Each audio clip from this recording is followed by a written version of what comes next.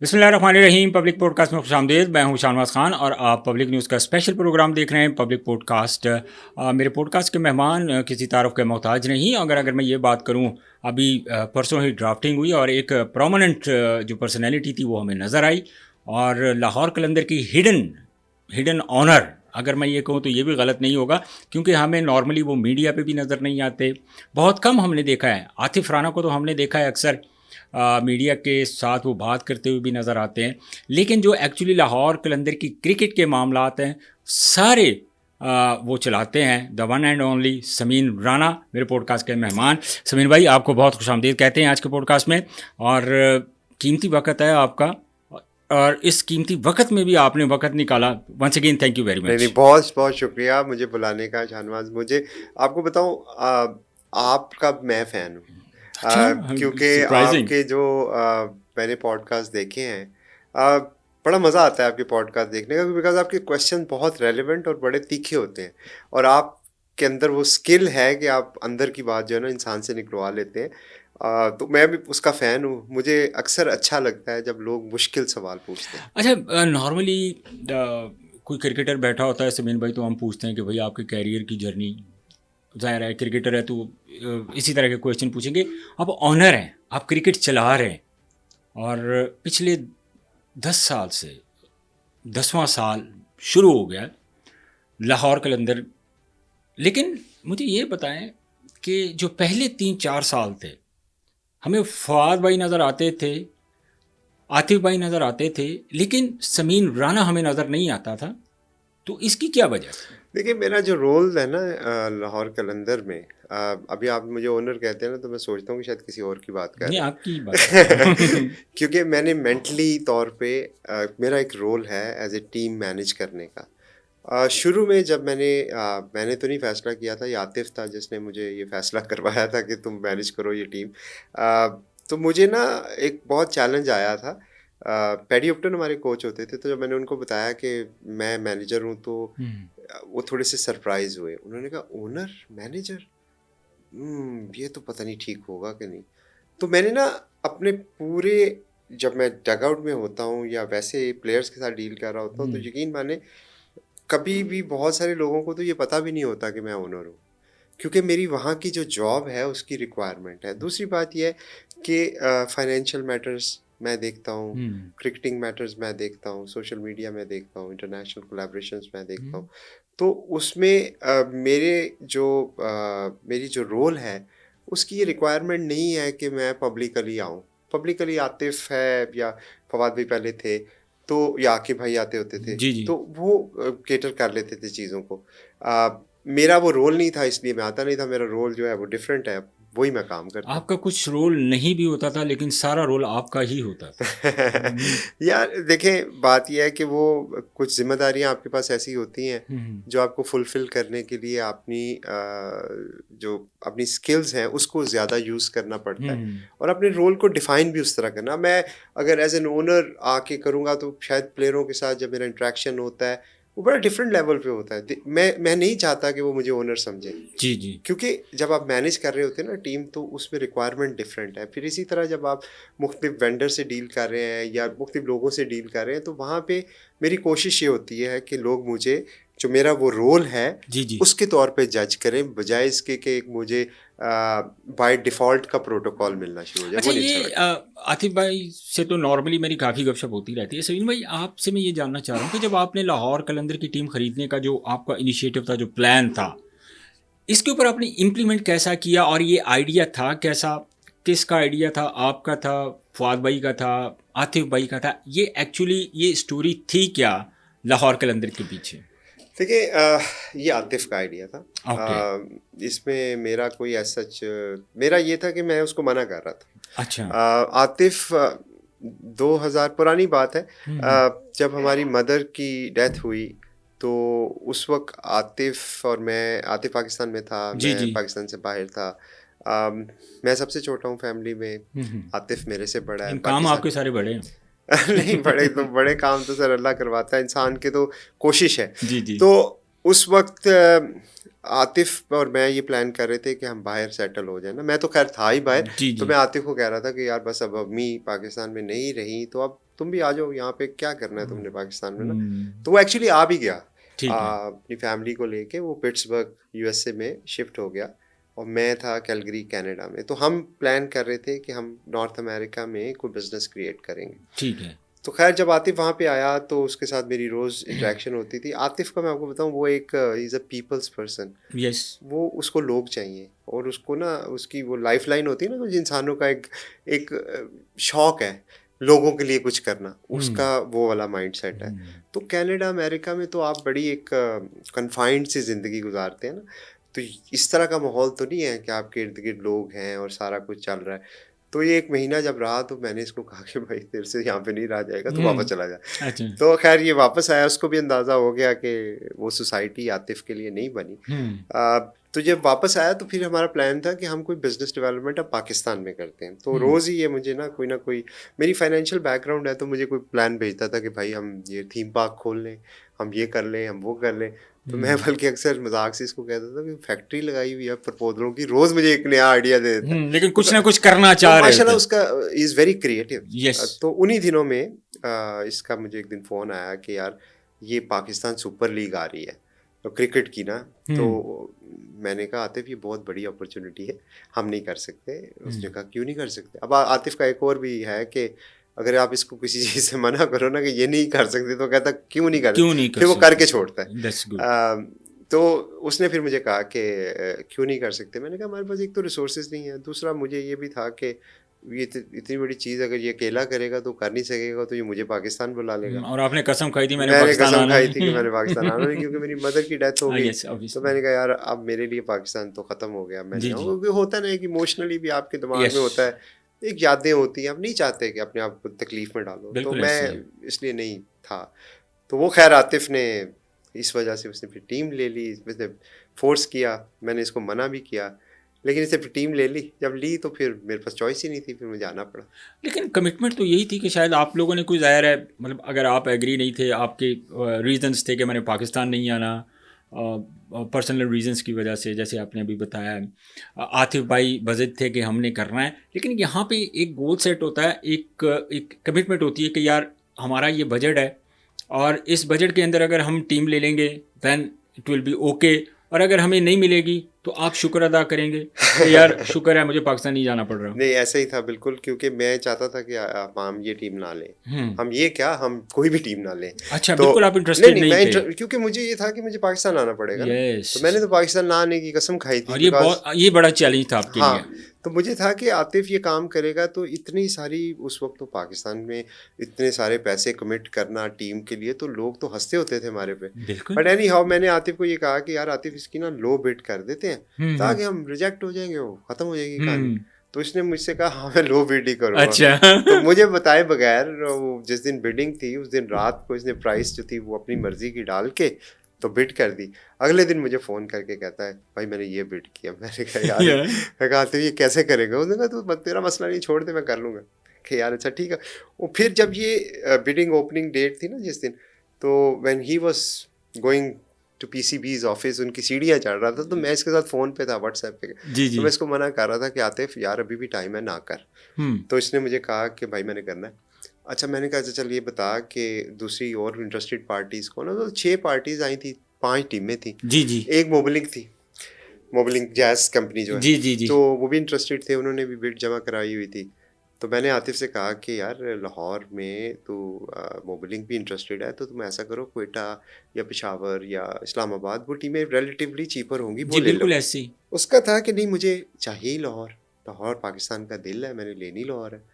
वो ज़िद समझ ले, वो पता नहीं क्यों थी बहरहाल थी। वो इंसिस्ट कर बैठे थे। इंसिस्ट था उसका। और फिर मैंने अच्छा कहा चल अब अगर लाहौर लेनी है ना तो भाई प्लीज़ मोबलिंग से प्राइस वॉर में मत जाना, they are a big yes, company, of और वी कोर्स। आर इंडिविजुअल्स, तो ऐसे नहीं कम। तो उसने कहा नहीं नहीं मैं उनको हरा दूंगा।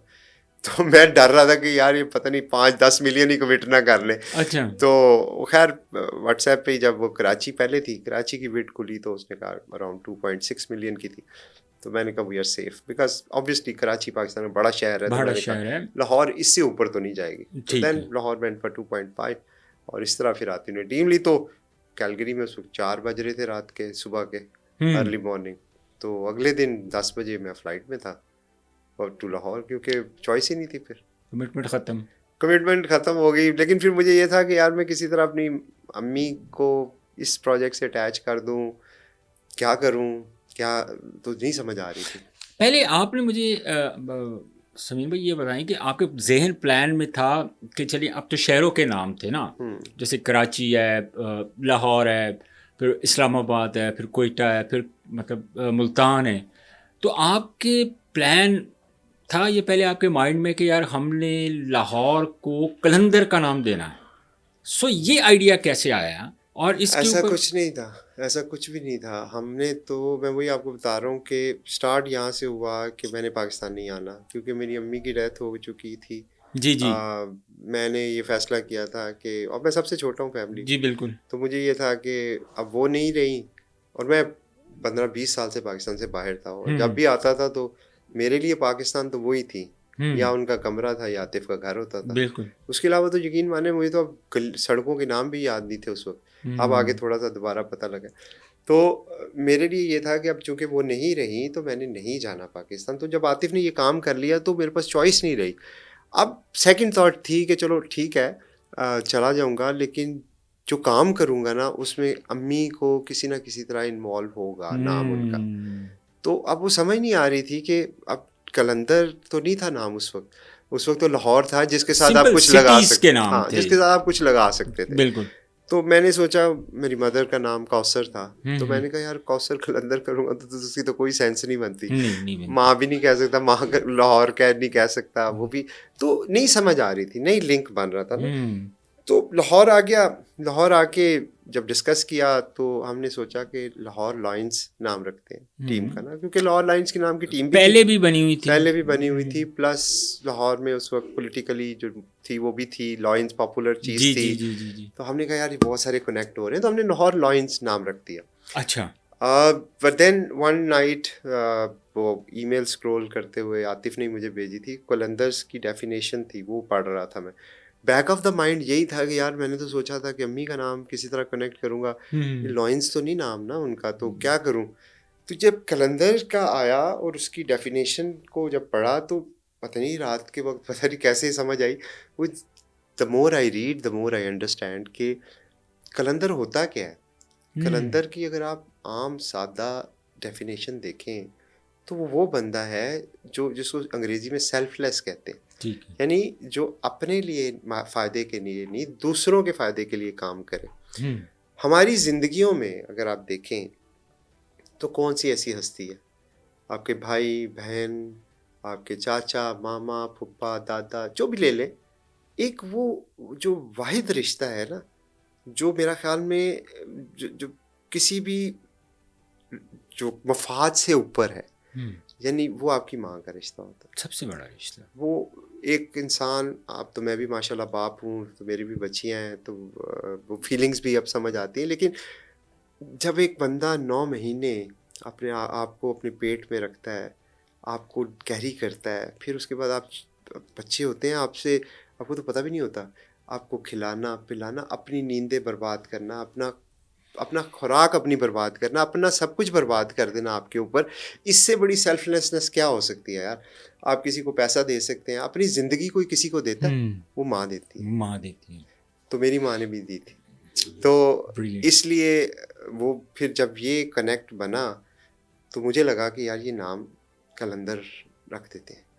तो अब ऑब्वियसली दुनिया में किसी का फ्रेंचाइज का नाम कलंदर था ही नहीं। ये इट वाज सरप्राइजिंग एक्चुअली।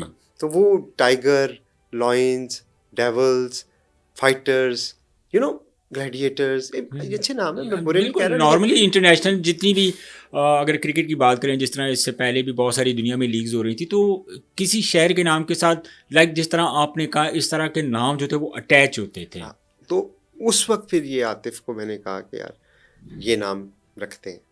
तो आतिफ ने फिर आतिफ ने बड़ा उसको बैक किया, क्योंकि उस दिन जब ये नाम रखा तो बहुत सारे लोगों ने बहुत सारी नेगेटिव फीडबैक दी।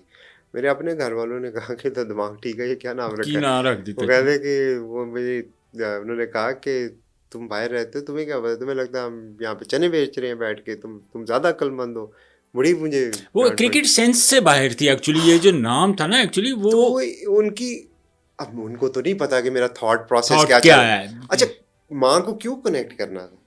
इसलिए कनेक्ट करना था कि अगर आप कोई काम करते हैं ना, उसमें आपके पास अपॉर्चुनिटी होती है खिदमत करने की। तो जब कोई फौत हो जाता है ना, तो फिर उस बेचारे इंसान के बस से बाहर हो जाती हैं चीज़ें। फिर जो दुनिया में लोग उसके रह जाते हैं ना, उनके कामों का सवाब उसको मिलता है। ज़बरदस्त। तो कलंदर एक प्रोजेक्ट जिसको हमने अपनी अम्मी के साथ अटैच किया। अब कलंदर के अच्छे कामों का जो भी हम करते हैं, हमारी ख्वाहिश भी है और बिलीव भी है कि इसका सवाब हमारी अम्मी को जाता है। बेहतरीन। और ये जो शायद प्लेयर डेवलपमेंट प्रोग्राम हमने किया, ये जो शायद लाखों के, तो लोग कहते हैं कि पागल हो तुम, इतने पैसे क्यों ज़ाया किए। आम बच्चे पे हारिस रऊफ हमारा क्या लगता था, जिसको हमने सड़क से उठा के, एक तरह से सड़क से ही उठाना था, ट्रायल में आया, ना जान ना बहुत पहचान, सारे, बहुत सारे। और बहुत सारे 6 लाख बच्चे। मैं समझता हूँ ये सदका जारिया। Huge numbers. अभी भी जो हम काम करते हैं, उसमें यकीन माने हमारी कोई वो मकसद नहीं है कि मैं इससे कोई फ़ायदा कमा लूँ या मैं इससे, बल्कि उल्टा हम तो पैसे लगाते हैं। तो लेकिन उसका मकसद सिर्फ एक है कि देखो आपका नाम किस हस्ती के साथ जुड़ा है। हमारे लिए वो हमारी माँ है, और जो भी अच्छा काम होगा उसका सिला अल्लाह देगा, और फिर अल्लाह ने दिया। और देगा। आप देखें लाहौर कलंदर माशाल्लाह, इतने बड़े काम जो तो हमारी, मैं समझता हूँ हमारी इसमें कोई वो नहीं है, हमारी कोई वो खसूसियत नहीं है, ये अल्लाह की तरफ से। पूरी दुनिया की देखें, हम 6 नंबर पे आए हैं पिछले साल। जी जी। 10 में से 9 मैच हार गए हैं। वो गयाना, जिसका नाम भी मैंने कभी नहीं सुना था, मुझे पता भी नहीं कि वो मुल्क है कहाँ पे। अच्छा। वहाँ पे एक टूर्नामेंट होता है और पता लगता है कि जी उन्होंने लाहौर कलंदर को बुलाया हुआ। वही ना तो मैं चैंपियन हूँ, ना मैं कुछ और हूँ। तो ये आपकी वो काम है जिसकी वजह से अल्लाह आपकी चीज़ों में बरकत डालते। 2 दफ़ा बैक टू बैक चैंपियन, कोई टीम नहीं बनी यार, कोई नहीं बनी अभी तक, बिल्कुल ऐसे ही है। तो लाहौर कलंदर बन गई। अच्छा सबीर भाई, मुझे ये बताएं कि अच्छा, पहले साल की जब आप खेल रहे थे, ज़ाहिर है पहले साल, ज़ाहिर है आपका भी फर्स्ट एक्सपीरियंस था like in a big event PSL में। तो सबीर भाई, जो पहला सीज़न जब ख़त्म हुआ आपका पीएसएल का, तो उस वक़्त फाइनेंशियली जो मामला थे, मतलब जिस तरह बॉटम पे आप लोगों ने फिनिश किया, उसके बाद पहला पूरा साल ऑब्वियसली आपने सारे पैसे स्पेंड किए, उसमें आपने इन्वेस्टमेंट की, आपने सारा कुछ किया। बैकफायर करने का प्लान तो नहीं बना दूसरे साल में? नहीं, ऐसा नहीं था, क्योंकि जब हम इसमें आए थे तो हमें पता था कि हम किस चीज़ में कमिट कर रहे हैं। आईपीएल की मिसाल हमारे सामने थी जी जी। कि लीग्स कैसे रन होती हैं, उसका एक्सप्लोर। तो दुनिया की आप जितनी भी लीगें देखें ना, कोई भी लीग 5, 6, 7 साल से पहले प्रॉफिटेबल नहीं हुई। इवन आईपीएल जैसी लीग भी 7वें साल में, मेरे ख्याल में उनकी पहली फ्रेंचाइज जो प्रॉफिट्स या ब्रेक इवन पे आई थी, उसको 7 साल लगे थे, और वो कलकत्ता नाइट राइडर थी। और उसकी मेजर रीज़न शाहरुख खान थे। जी जी। ऑब्वियसली उनकी ब्रांड वैल्यू से बहुत सारे स्पॉन्सर्स भी अट्रैक्ट हुए, और एक्सेट्रा एक्सेट्रा। हमारे यहाँ ऐसी खैर ब्रांड वैल्यूज, ज़रा मार्केट भी साइज भी डिफरेंट है, ब्रांड जी जी, वैल्यूज भी बिल्कुल। डिफरेंट है।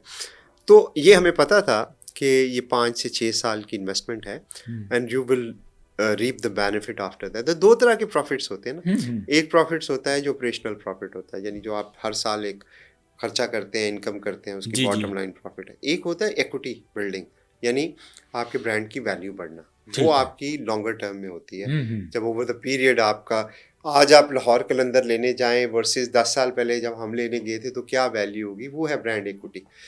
तो हमें ये था कि 2 गेन से, तो लेकिन हम we were in this business for long term, we were not in this business for short term. So जो पहले 2-3 सालों की जो फाइनेंशियल लॉसेस थे, जी जी। हमें उसका अंदाज़ा था, बट हम कोशिश ये कर रहे थे कि हम इसको मिनिमाइज कर सकें, रिकवर जितना मिनिमम, जितना मैक्सिमम जी रिकवर जी कर जी। सकें। तो फिर अल्हम्दुलिल्लाह 7वें साल में आके हमने ब्रेक इवन अचीव किया, और उसके बाद 8वें में प्रॉफिट, और अब अल्हम्दुलिल्लाह वो रिजल्ट्स आर काफ़ी बेटर, मामला जो है वो काफ़ी ठीक हो मामला गए। बेहतर हो। लेकिन ये आप पहले 4 साल क्यों गायब रहे? मैं 4 साल गायब नहीं था, मैं तो पहले दिन से फ्रेंच, मैं बता रहा हूँ, नाम भी मैंने ही रखा था।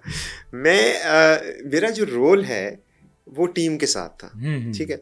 अब टीम नॉर्मली लोगों की परसेप्शन ये थी कि आप सिर्फ मैनेजर हैं, ऑनर्स के बारे में बहुत कम लोग जानते थे। देखिए, भाइयों के दरमियान में ओनर कौन है, it doesn't matter, doesn't matter. क्योंकि अगर मैं ओनर हूँ या आतिफ ओनर है, इस one of the same thing. तो इसमें वो यही, तो फिर आप अगर आप भाइयों में ये सच अ होना शुरू हो ग्रेट जाए लव। कि तू ओनर है या मैं ओनर हूँ, तो फिर हर एक का रोल है ना। अब जब होता क्या है कि अगर मेरा और रोल सबसे है फाइनल रोल है और जो आपने फाइनल डिसीजन है वो समीन राणा का इज आप इट? कह सकते हैं, क्योंकि आतिफ जो है वो फ्रंट एंड पे होते हैं, public facing, lot of relationships, hmm lot of dealing with people. अब वहाँ पे आप इतने ब्लंट नहीं हो सकते कि नहीं मैंने नहीं करना, हम्म क्योंकि देखिए रिलेशन तो बिल्ड करने होते हैं ना। तो मेरा एक कह लें कि मेरा डर्टी जॉब मेरे पास है, to say no. Say no and after that no. No तो फिर नो। यस। तो उसके लिए वो मेरी शायद पर्सनालिटी को सूट भी करती है। मैं यहाँ रहता भी नहीं हूँ, तो मेरे लिए इतना इजी हो जाता है शायद मैरिट पे डिसीजन लेना। मैं इन्फ्लुएंस नहीं होता, क्योंकि रिलेशन होगा तो इन्फ्लुएंस होगे ना। आपका बिल्कुल। रिलेशन ही नहीं है, आप मैरिट पे देखते हैं, हाँ it make sense, it doesn't make sense. तो मैं उस मामले में फिर बड़ा पर्टिकुलर होता हूँ, क्योंकि जो चीज़ मैरिट पे है या जिसका लॉजिक है वो यस है। जो मेरिट पे नहीं है और उसका लॉजिक नहीं है, गलती तो हर एक से हो जाती है, मेरे से भी होती है, लेकिन हत्तुल इम्कान कोशिश होती है कि डिसीजन मेरिट पे हो। अच्छा समीन भाई मुझे ये बताएं कि आकिब जावेद को लाहौर कलंदर का एज ए कोच लगाना वो आपका फैसला था? नहीं, वो मेरा फैसला नहीं था, हम्म। वो आतिफ का फैसला था। अच्छा। तो इसको आप इस तरह ऐसे, आपने आपने सर्च तो किया होगा ऑब्वियसली, आप मैं जब आपको इतने बता बड़े देता इवेंट हूँ, में जा रहे थे मैं आपको बता, तो ज़ाहिर है निगोशिएशन पहले तो साल होती तो है। आकिब भाई कोच ही नहीं थे ना मेरे, वो पहले तो तो पहले तो इजाज भाई थे इजाज भाई थे और उसके पैडी बाद। उपटन थे। और हुआ क्या कि दुबई में आतिफ और आकिब भाई, इजाज भाई, सॉरी, आकिब भाई और मुदीपा उस जी जी। वक्त यूए। आईसीसी में थे। जी जी यूएई इजाज के। भाई और आतिफ इकट्ठे थे। हम्म। तो ये लोग गए एक दिन मिलने मुझसे, मुझे चक्कर दे के।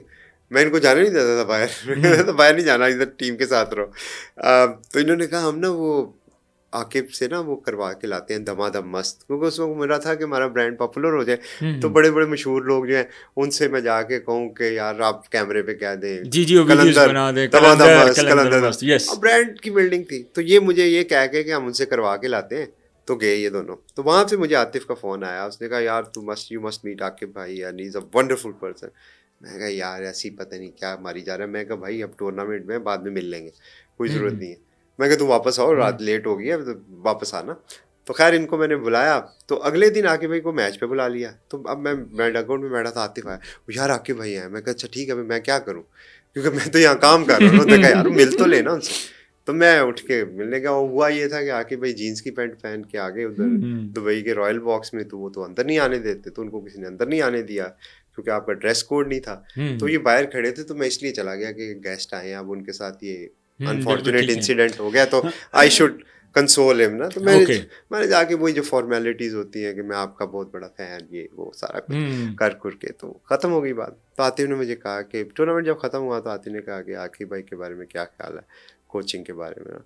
तो आकिब भाई की जो आदत है, जो पर्सनैलिटी है, तो मैं कुछ ज़्यादा फ़ैन नहीं था उनका उस वक्त ना, क्योंकि मजाक करते रहते हर थे। वक्त। तो मैं कहा यार ये तो बंदा ही सीरियस नहीं है। तो मैंने उस वक्त आतिफ से कहा कि नहीं लेकिन वो बहुत सीरियस है। वो बहुत सीरियस है। नहीं, वो फिर बाद में पता लगा।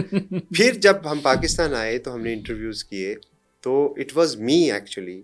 आतिफ तो शुरू दिन से था, बट जी जी फाइनल्स यस मैंने ही की जी। थी। तो मैंने ही कहा था। फिर आकिब भाई का मैं भी फ़ैन बना, फिर उनसे मैंने सीखा भी बहुत कुछ। फिर 8 साल हम इकट्ठे काम किया हमने। बहुत ज़बरदस्त एक्सपीरियंस था। तो जो मार्केटिंग की एक्चुअली कंडीशंस थी उस वक्त समीन भाई, जिस तरह पहला साल, पहला आपका एक्सपीरियंस, इतना बड़ा इवेंट होने जा रहा है, और जो स्पॉन्सर्स थे उन्होंने आपको किस तरह एंटरटेन किया, मतलब एक अच्छा रिस्पांस मिला आपको? नहीं नहीं, मैं आपको बताऊं, क्योंकि अगर शुरू में हम इसकी मैं उसकी एग्जांपल देता हूँ समीन भाई कि अगर इसको कंपैरिजन करें हम, जिस तरह आपको याद होगा कि एक लीग हुई थी इंडिया की आईसीएल, आईसीएल, उसके बाद फिर आप देखें कि आईपीएल। आईपीएल, अब आईपीएल के जो स्पॉन्सर्स थे, मतलब दुनिया के जो सबसे बड़ी कंपनीज हैं, जो आप कह लें दुनिया की बेहतरीन बड़ी बड़ी कंपनीज थे, वो इंटरेस्टेड थे, वो स्पॉन्सर्स थे। लेकिन जब अगर हम पीएसएल की बात करते हैं, पहला तो हमारे लिए ये चैलेंज था कि पाकिस्तान, मतलब काफ़ी अरसे से निगोसिएशन हो रही थी, हो ही नहीं रही, हो नहीं रही थी। तो यकीन ही नहीं था। फिर आपको मार्केट का और ये स्पॉन्सर्स का रिस्पांस कैसा रहा आपका? देखिए बहुत बहुत ज़्यादा चैलेंजिंग था। आई थिंक फ्रेंचाइज अवार्ड हुई थी दिसंबर में, 6 या 5 दिसंबर को, और फरवरी में टूर्नामेंट था। हम्म तो टाइम भी बहुत शॉर्ट था, पहली बात। दूसरा पीएसएल को उस वक्त लेके बहुत नेगेटिविटी थी, क्योंकि जी जी 5 से जी 6 दफ़ा ये पहले भी कैंसिल हो चुकी थी। और पाकिस्तान में हो भी नहीं रही थी पाकिस्तान में एक्चुअली। हो भी नहीं रही थी, और वो कैंसिलेशन की वजह से ना लोगों को यकीन, इवन पीसीबी के जो उस वक्त के ओहदेदारान थे वो हमें कहते होते थे कि ये नहीं होनी, ये लीग नहीं होनी। जब होगी तो फिर सारे कहते थे कि हमने करवाई, लेकिन एक्चुअली मुझे तो याद है कि जब हम उनसे मुलाकात करते थे तो वो कहते थे कि आपको बेवकूफ़ बनाया, ये लीग तो होनी कोई नहीं। अच्छा, तो ये बातें हुई हैं हमारे साथ। सरप्राइजिंग। हाँ, तो नजम सेठी साहब को क्रेडिट देना चाहता हूँ, उनकी अनथक मेहनत की वजह से उस वक्त लीग हो गई थी। अदरवाइज यकीन माने पीसीबी के अंदर लोग थे जो कहते थे कि नहीं होगी। आई डोंट नो उनके कुछ वेस्टेड इंटरेस्ट थे या क्या थे, but they were not happy कि ये लीग हो रही है। वो तो नजम साहब थे कि जिन्होंने पूरा एक कह लें कि एक्सट्रीम जोर लगा के उन्होंने वो लीग करवा दी। और जब फिर ग्राउंड पे आ गई तो उससे पहले कमर्शियल ऑब्वियसली जो पार्टनर थे वो डाउटफुल थे, लेकिन हम कुछ लकी रहे उस मामले में। हमारी मोबाइलिंग की मैंने बात की आपसे कि वो टीम लेने आए थे जी जी, तो वहाँ पे हमारी उनके साथ स्पॉन्सरशिप हुई। ओके। उसके बाद हमने उस अपॉर्चुनिटी को एक रिलेशनशिप में कन्वर्ट किया, और हमने, मेरा ख्याल है पाकिस्तान की शायद हिस्ट्री की सबसे बड़ी डील होगी जो हमने की थी अच्छा, मोबाइलिंग के साथ। लेकिन उनके दिल में ये नहीं आया कि यार जो टीम हमने लेनी थी वो आप लोगों ने ले ली तो हम आपको क्यों स्पॉन्सर दें? यही फ़र्क है ना कलंदर्स में और बाकियों में। ये बड़ी अच्छा सवाल आपने किया, क्योंकि हमारा जो माइलेज है ना वो स्पॉन्सर के लिए है। हम लोग, आप मेरे से पूछ रहे हैं कि तू सामने क्यों नहीं आता, भाई मुझे ज़रूरत नहीं है ना, वो मेरा माइलेज मेरे स्पॉन्सर का है, मेरे पार्टनर का है। हम तो अपने पार्टनर को दे के खुश होते हैं। कलंदर होता ही वो है जो दे के खुश होता है। हम उसकी एक कह ले लिविंग एग्जाम्पल है। मुझे याद है कि उस वक्त जैज़ होता था ना, जी जी, जैज़ को इतना माइलेज मिला था तो लोग हमें आके कहते थे, अब होते ना दोनों तरफ खेलने वाले फैंस में, उनको जाके कहते थे वही इतनी महंगी डील कर ली। हमें आगे कहते थे यार तुम्हारा तो माइलेज ही सारा वो खा गए। वो तो कहते हैं जैज़ राइजिंग स्टार, काम तो सारा तुम कर रहे हो। दोनों तरफ करते होते थे, हमें फ़र्क नहीं पड़ता था, क्योंकि हमने, वही मैं आपसे बात की, वो एलीट क्लास तो बनना नहीं था। हमारा तो एम ही नहीं था कि हम मशहूर हो जाएं और हमारी एक माशरे में वो एक क्या कहते हैं उसको टैका हो। We were not like that. हम काम कर रहे थे, बुनियाद पे काम कर रहे थे। उसका मकसद किसी के लिए स्वभाव कमाना था, कुछ और मकसद थे, मकसद कुछ और था, तो लोगों के लिए कुछ और मकसद होगा। जी जी। तो अब उस सारे सिलसिले में जो स्पॉन्सर्स थे, I think they were able to see that, और उन्होंने हमें सपोर्ट किया। शॉकिंग ये था कि इस सिचुएशन, जो कंडीशंस थी एक्चुअली उस वक्त पाकिस्तान में इंटरनेशनल क्रिकेट हो नहीं रही थी। हम देख रहे थे कि पाकिस्तान की जो इंटरनेशनल मैचेस हो रहे थे वो भी बड़े कॉस्टली थे, क्योंकि पाकिस्तान यूएई की सरजमीन पे खेल रहा था। सो जाहिर है ये भी तो एक मैटर करता है कि जब आपको कोई भी स्पॉन्सर्स कर रहा है तो उसके जो अखराजात है वो डबल ट्रिपल हो जाते हैं। लेकिन देखिए लोग ना विजन पे आपको करते हैं, जब उनको वैल्यू फॉर मनी मिल रहा होता है ना तो फिर आपको वो पैसे भी देते हैं। और नॉर्मली स्पॉन्सर आते भी समीन भाई वहाँ पे हैं जहाँ आपके सामने कोई प्रोमिनेंट नाम हो, बड़े नाम हो, जो जैसे आपने पहले कहा कि हमारे पास लाइक नॉट अमिताभ बच्चन था, शाहरुख खान, हमारे पास ये नहीं थे। लेकिन आप ये देखें कि पाकिस्तान 200 मिलियन का मुल्क है जी, ठीक है, 200 से शायद ज़्यादा ही अब हो गए हों, लेकिन इतना तो है ना। तो स्पॉन्सर ने अपनी प्रोडक्ट को मार्केट तो करना है ना किसी exactly. और ये एक ऐसा इवेंट बेस्ड ऑन मार्केटिंग। अब ये एक ऐसा इवेंट है जो डिप्राइव्ड थी पाकिस्तान मार्केट। आईपीएल के 3-4-5 साल हो गए थे, मुझे नहीं एग्जैक्टली याद। हमें we were left out, we were cricket loving nation, अभी भी हैं। क्रिकेट हमारी मतलब कह लें कि फेवरेट चीज़ है, और दुनिया में एक इतना बड़ा क्रिकेट का इवेंट हो रहा है जहाँ पे हमें आई नहीं। अब वो जो भी उसकी पॉलिटिकल रीज़न थी मैं उसमें नहीं जाता, लेकिन एज ए पाकिस्तानी फील तो होता है। एग्जैक्टली होता है। आपको भी फील होता था, मुझे भी फील होता था कि यार कहाँ पे 2008 में आईपीएल स्टार्ट हुई है और हमारा पहला इवेंट हो रहा है 2016 में, 8 साल तो बाद। मतलब 8 साल as a Pakistani, as a nation हमने वेट किया है कि यार हमारे यहाँ पे ये मेला कब सजेगा। देखिए एक तो वेट करना है ना कि हमारे मेला कहाँ सजेगा। एक हमारा तो केस ज़्यादा स्पेशल था, we were targeted not to participate in IPL. पहले साल के अलावा हमें तो बैन कर दिया गया था। और ये तो हमारे जो टैलेंटेड बच्चे थे वो भी तो किसी देखे फेयर ट्रीटमेंट के लिए और दुनिया में डिजर्व सबसे करते थे ना। ज़्यादा टैलेंटेड और सबसे ज़्यादा प्रोमिनेंट, सबसे ज़्यादा तगड़े, चाहे वो बैटर हों, चाहे वो फास्ट बॉलर हों, चाहे वो स्पिनर्स हों। तो पाकिस्तानी होने के नाते तो बड़ा एक फील होता था ना कि यार हमारे बच्चों को क्यों मौका नहीं मिल रहा। तो जब पीएसएल आई तो ये सबको पता था, जो भी थोड़ा सा शौहर रखता था उसको पता था कि ये सक्सेसफुल होगी। जी। देखिए इसकी पॉपुलैरिटी की तो पहले दिन से आंखें बंद करके आप गारंटी ले सकते थे। हम्म। चैलेंज इसकी सस्टेनेबिलिटी में है, हम्म। चैलेंज इसकी पॉपुलैरिटी में नहीं। पीएसएल को अल्हम्दुलिल्लाह नहीं गिरा सकता कोई, ये मैं नहीं आपको गिरा सकता। गारंटी से कह सकता हूँ। You are क्योंकि right. जो चीज़ अवाम में मकबूल होती है ना, आप जो मर्जी कर लो, लोगों से उनका प्यार नहीं छीन सकते। और इसमें एक मेजर डिफरेंस अगर आप ये भी देखें समीन भाई कि 2008 में जब पाकिस्तानी प्लेयर्स अलाउ थे आईपीएल में, तो 2008 में सिर्फ पाकिस्तानी प्लेयर्स खेले तो एक मेजर डिफरेंस था। आपने एक आईपीएल में भी एक क्वालिटी क्रिकेट देखी। सही बात है। बिकॉज उस वक्त जो पाकिस्तानी प्लेयर्स थे, जिस तरह सुहेल तनवीर की परफॉर्मेंस थी, शुएब अख्तर की परफॉर्मेंस थी, सिंगल हैंडेडली मैच जितवा दिया था केकेआर को, तो ये एक बहुत बड़ा फर्क था। और यहाँ पे जाहिर है हम भी उस वक्त क्रिकेट खेलते थे थोड़ी बहुत, तो ये बातें हो रही थी कि वो दिन कब आएगा जी पाकिस्तान में इस तरह के इवेंट्स होंगे। देखें आप देखें ना, तो इसी को एडवर्टाइजर और ब्रॉडकास्टर स्पॉन्सर के पॉइंट ऑफ व्यू से देखें। फॉरगेट अबाउट के पाकिस्तान के हालात क्या हैं। 200 मिलियन तो है ना, जिसको आपने प्रोडक्ट बेचनी है, आपने उस तक रीच करना है, ठीक है। तो इससे बड़ा तो प्लेटफॉर्म ही कोई नहीं, इससे बड़ा प्लेटफॉर्म हो ही नहीं सकता।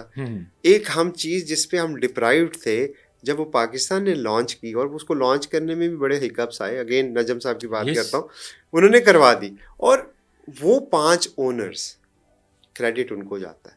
और उसके बहुत बड़ा इनिशिएटिव कर लिया नदीम भाई, सलमान भाई, जावेद भाई, अली नकवी, जी ठीक है, और हम लोग हमने तो यकीन माने इन अ सेंस ये मुल्क के लिए भी खिदमत थी, बहुत बड़ी खिदमत थी। किसी को कुछ पता नहीं था कि आगे क्या होना है। जिस तरह आप कह रहे हैं एडवर्टाइजर, हमारे दिमागों में भी बहुत सारे डाउट थे, और हमने इसी वजह से जो कॉन्ट्रैक्ट की अब जो प्रॉब्लम सामने आ रही है वो साइड पे रखते हुए साइन कर दी।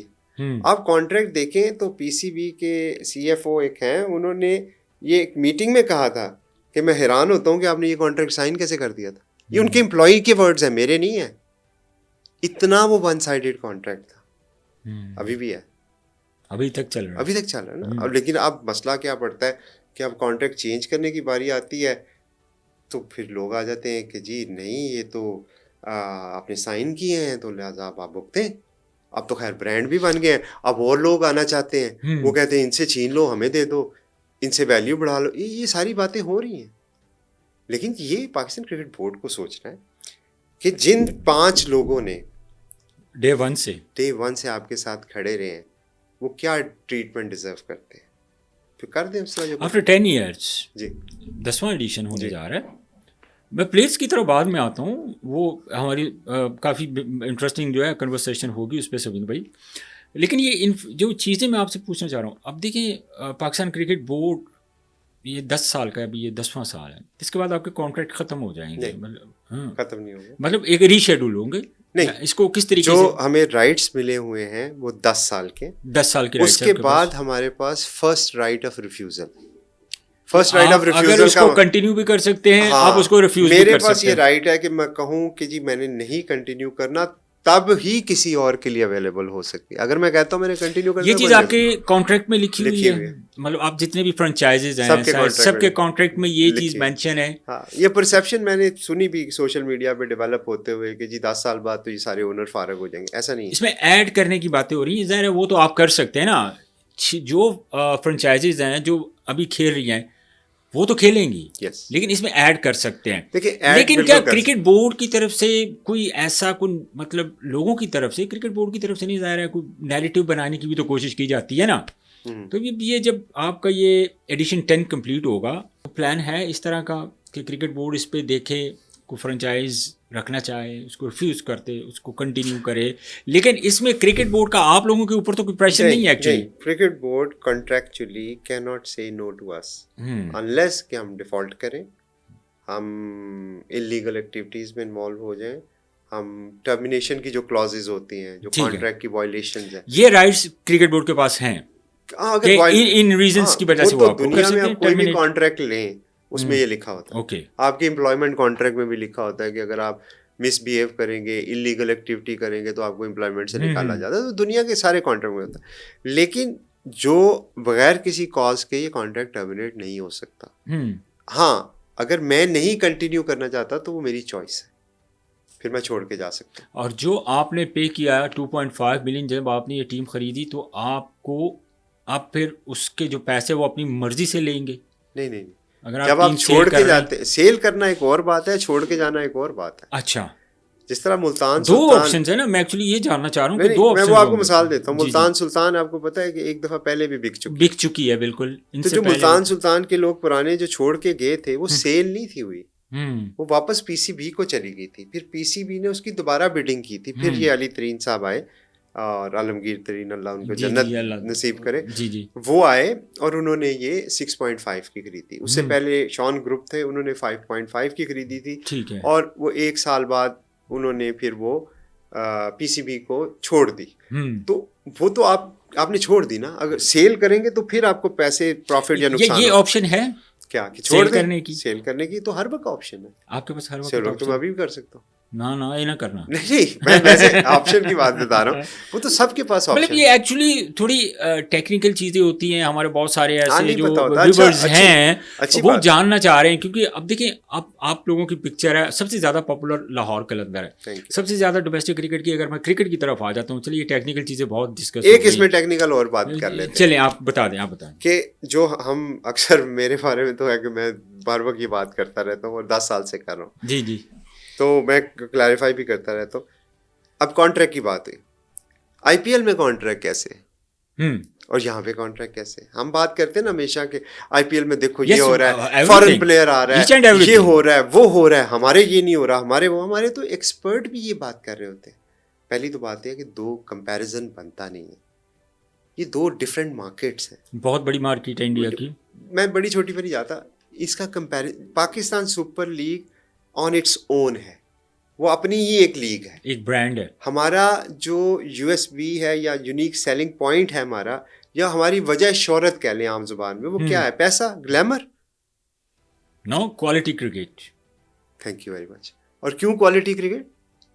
Stars, local stars, exciting talent, emerging talent इस लीग की खूबसूरती है। हमारी खूबसूरती लॉलीवुड, बॉलीवुड या हॉलीवुड, म्यूजिक, तड़का, फलाना फलाना फलाना नहीं है। Not Amitabh Bachchan, not Shahrukh Khan, not Amitabh Bachchan, not Salman Khan. Exactly right. हमारी लीग की खूबसूरती क्या है? हमारी लीग की खूबसूरती है हमारा यंग टैलेंट। और पाकिस्तान की क्या खूबसूरती है? पाकिस्तान की खूबसूरती उसके लोग हैं, उसका रॉ टैलेंट है। यस। और क्या खूबसूरती है? हमारे पास थोड़ी नियाग्रा फॉल है यहाँ पे कि जो हम कहेंगे वहाँ पे आ जाओ तो कल एंजॉय कर सकते। अल्हम्दुलिल्लाह पाकिस्तान में बहुत सारी वो खूबसूरती है। लेकिन अगर पाकिस्तान को आप पूरी दुनिया में किस वजह से जाने जाते हैं? हम टैलेंट की वजह से जाने। टैलेंट की वजह से जाने। मैं तो बाहर रहता हूँ, मुझे पता है। मार्केट ऑफ फास्ट बॉलर्स, ये पाकिस्तान दुनिया में आप सबसे ज्यादा। क्रिकेट का टैलेंट ले लें, आप डॉक्टर्स का टैलेंट ले लें, आप इंजीनियर्स का टैलेंट ले लें, आप कोई शोबा ले लें, पाकिस्तानीज अल्हम्दुलिल्लाह नेचुरली बॉर्न टैलेंटेड लोग। बहुत सारे ऐसे प्लेयर्स, भाई मैंने खुद भी सुना है, काफ़ी हर जगह जा रहा है इस फील्ड से रिलेटेड हैं, तो सारी चीज़ें हमें भी सुनने को मिलती हैं, देखते भी हैं, पढ़ते भी हैं, कि जो आईपीएल की क्रिकेट है वो जस्ट एंटरटेनमेंट है, और जिसने प्योरली क्रिकेट खेलनी है, जिसने प्योरली क्रिकेट एंजॉय करनी है, वो पीएसएल खेलेगा।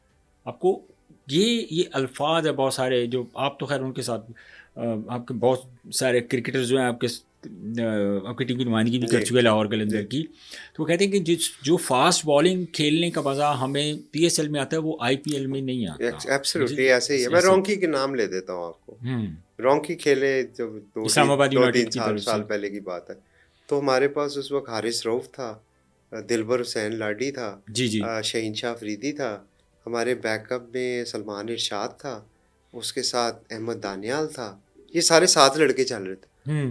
तो वो एक दिन आकिब भाई के साथ खड़े थे, तो कहते यार किस कदर टैलेंट है यार यहाँ पे।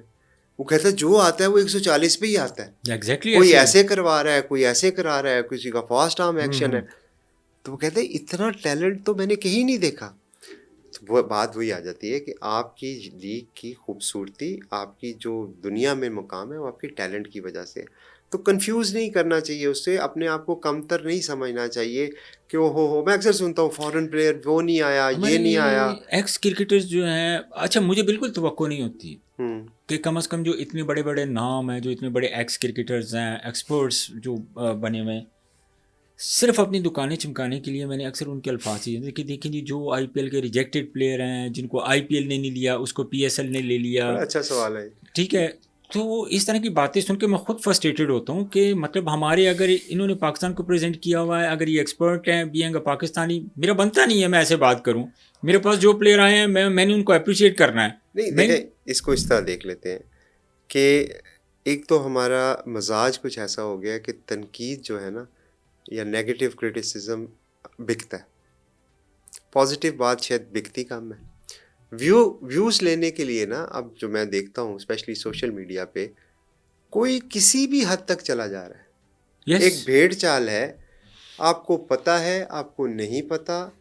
आप अभी मैं देख रहा हूँ, सुबह उठा तो एक कहीं खबरें चल रही हैं कि डेविड वार्नर को ना वो $3 लाख था, इसलिए लॉर्ड लंदन ने ले लिया। और बड़े सीनियर लोगों ने, कुछ ने मुझे फ़ोन करके कहा कि समीन भाई यही बात थी, आपने इसलिए नहीं लिया। मैं सर पकड़ के बैठ गया, मैं कहा यार ये कितना खौफनाक मीडियम है सोशल मीडिया, ना तहकीक है ना कोई उसकी खबर की अथेंटिकेशन है, यस वेरीफाइड कुछ है ना। मर्जी फैला दो। अनफॉर्चुनेटली हमारी सोसाइटी का प्रॉब्लम क्या है? हमारी सोसाइटी का प्रॉब्लम यह है कि एक ना बहसीत कौम में देखता हूँ कि हमारा क्या हो गया, तहकीक नहीं करेंगे हम। ठीक है, हमने आपसे पूछा, आपने कहा यार और डेविड वार्नर को ना पैसे ज़्यादा मिल रहे थे। मैंने उन साहब से पूछा, अगर तो उन्होंने भी कह दिया कि पैसे ज़्यादा मिल रहे थे, तो ये मैं अपनी तरफ से बयान दे दूंगा कि जी मैंने रिसर्च किया, पैसे ज़्यादा मिल रहे थे। यानी हदीस है, सुनी सुनाई बात पे मत यकीन, झूठा होने के लिए इतना ही काफ़ी है कि वो सुनी सुनाई बात को बगैर तहकीक के आगे बयान कर दे। ऐसा बिल्कुल नहीं है, ऐसे मेरा ऐसे कोई ही। इस्लाम में बहुत ज़्यादा नॉलेज शायद नहीं है, ये मैंने सुना हुआ है, बचपन में ठीक पढ़ी है, हुई है कि अब सोशल मीडिया पे हो क्या रहा है। 2-4 बंदों ने टैग किया कि जी ये हो गया ये हो गया, और वो बिल्कुल गलत बात है। और और उसकी कोई पांचवें बंदे तहकीक ने नहीं है, कोई वेरिफिकेशन नहीं है पांचवें उसकी। बंदे ने टीवी पे आके वो बातें करनी शुरू कर दी। और फिर ये जो यूट्यूबर का कल्चर चल गया, ये भी एक कमाल ही, वैसे मैं आपको बताऊं, फिनोमिना है। अब हर बंदा माइक पकड़ के एक्सपर्ट बन गया। और मैं हैरान होता हूँ, जिसने अपनी ज़िंदगी में कभी छक्का नहीं मारा वो बता रहा होता है कि छक्का कैसे मारना है। मुझे भी समझ आती कि भाई आपको अगर इतना पता था तो आप खुद मार लेते यार, वो ट्रेनिंग दे रहा है। अच्छा, उसके बाद आप देखें तो एक्सपर्ट जो हैं, हम अब एक दिन बात भी हो रही थी, बड़ी बात होती है टेस्ट क्रिकेट और T20, तो एक एंगल और भी है कि देखें, अगर टेस्ट क्रिकेट ख़त्म हो जाए जी, तो हमारे तो सारे ग्रेड्स ख़त्म हो जाएंगे। यस, एब्सोल्युटली तो राइट। इसलिए भी बहुत सारी चीज़ें लोग सेल्फ इंटरेस्ट में बात कर रहे होते हैं, उसका हकीकत से कोई ताल्लुक नहीं है। बड़े छोटे प्लेयरों की जो बात करते हैं, मैं आपसे पूछता हूँ, आईपीएल का सबसे बड़ा प्लेयर बताएं मुझे। आईपीएल का मैक्सिमम जो लास्ट ईयर जो बिका था, पैसे नहीं, ब्रांड, ब्रांड, सबसे बड़ा, दोनों लोकल फॉरेनर, एक एक नाम लेना है आपने। I think Rohit Sharma. आपने क्यों नहीं कहा मैक्सवेल? मुझे ये कहने में क्यों शर्म है, बाबर आजम पीएसएल का सबसे बड़ा ब्रांड। चले मैं शेन की बात नहीं करता, ये है हमारा प्रॉब्लम। अभी मैंने आपसे हमें अपने ब्रांड को ऑन करना चाहिए। मैंने आपसे पूछा, जी आपने कहा रोहित शर्मा, जी, उन्होंने ओन करके अपने ब्रांड को इतना बड़ा है कि हमारे दिमागों में है ये बात। हम क्या कर रहे हैं, ओ वो नहीं आया, वो नहीं आया, वो नहीं आया, हमारी लीग छोटी हो गई, वो नहीं आया, छोटी हो गई। भाई आपके जो स्टार्स हैं, आप उनको फॉर ग्रांटेड क्यों ले रहे हैं? वो पूरी दुनिया में उनकी सबसे बड़ी, शहीन शाह अफरीदी आईएलटी के सबसे एक्सपेंसिव प्लेयर प्लेयर थे। थे, exactly, I know very well. अच्छा, बिग मैच में तो इंडियन प्लेयर नहीं खेलते, किसी भी लीग में नहीं तो खेलते, वो छोटी हो गई। कोई भी लीग छोटी नहीं होती। तो फिर ये किस तरह का नैरेटिव है जो हम बना रहे हैं? सिर्फ वो व्यूज के लिए। आप मुझे बताएं कि बाबर आजम, शहीन शाह अफरीदी, शादाब खान, नसीम शाह, हारिस कितने रऊफ, फ़खर जमान, कितने बड़े इनसे बड़े नाम इनसे हैं। बड़े कौन स्टार हैं? और आपको क्या चाहिए? आप कहते हैं कि चलो जी एक वो आ जाए, मैं वैसे ही मैक्सवेल का नाम ले रहा हूँ, लेकिन मैक्सवेल आ जाएगा तो मेरी लीग बड़ी हो जाएगी। कभी भी नहीं।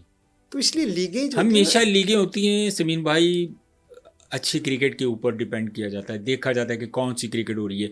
बिग बैश ऑस्ट्रेलिया दुनिया की सबसे तगड़ी टीम है, हाँ, कोई इंडियन प्लेयर आपने ठीक कहा कि कोई नहीं खेल रहा, लेकिन उस लीग की हाइप तो नहीं कम हुई। नहीं होती ना सर। तो हम हमारे पाकिस्तानी खेल रहे हैं, ये हमारे लिए छोटे तो एजाज की मुझे ये बात नहीं है, समझ फख्र की बात आती है। कि हम अपने ही लोग अपनी ही चीज़ को कैसे, मैं नहीं कहता कि उसको बेहतर करें, बिल्कुल करें, अच्छी बात है। अब डैरल मिचेल आए हैं, करंट न्यूजीलैंड के प्लेयर हैं, सारा कुछ है। आप उस पर दो ओपिनियन ले सकते हैं, वो जी आईपीएल में नहीं पिक हुआ तो इसलिए इधर आ गया।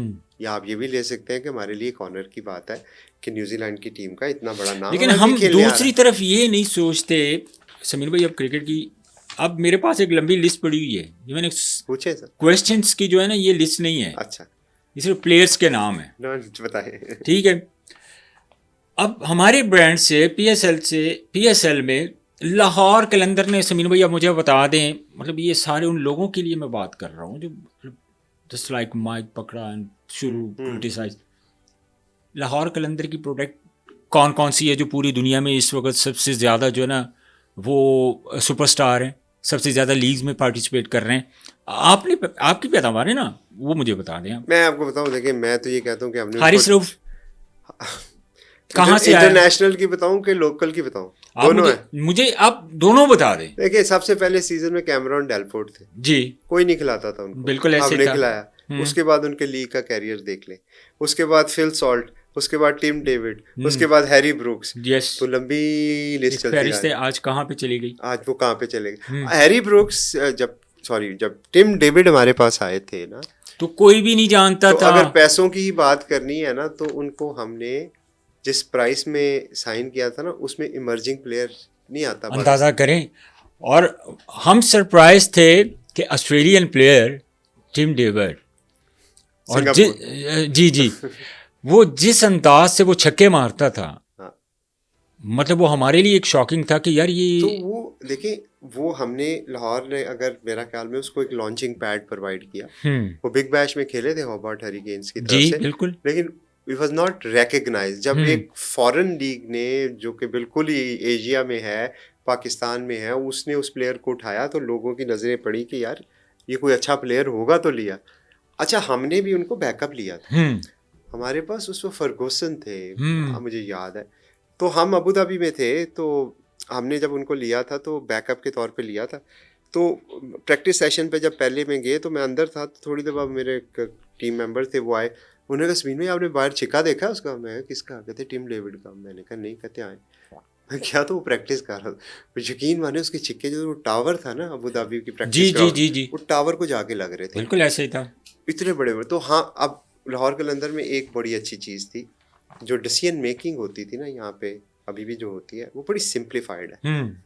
आपके पास layers after layers after layers नहीं है कि जी पहले ये वाली लेयर अप्रूव करेगी, फिर ये वाली लेयर अप्रूव करेगी, फिर ये वाली लेयर अप्रूव करेगी। सिंपल प्रोसेस है। यहाँ पे फ़ायदा होता है ओनर के इन्वॉल्व होने का। यहाँ पे किसी को नौकरी को जस्टिफाई नहीं करना। मैंने तो नहीं किसी को जस्टिफाई करना कि मैं नौकरी से ही कर रहा हूँ कि गलत कर रहा हूँ। बिल्कुल ठीक है। तो डिसीजन मेकिंग आसान और प्योर हो जाती है।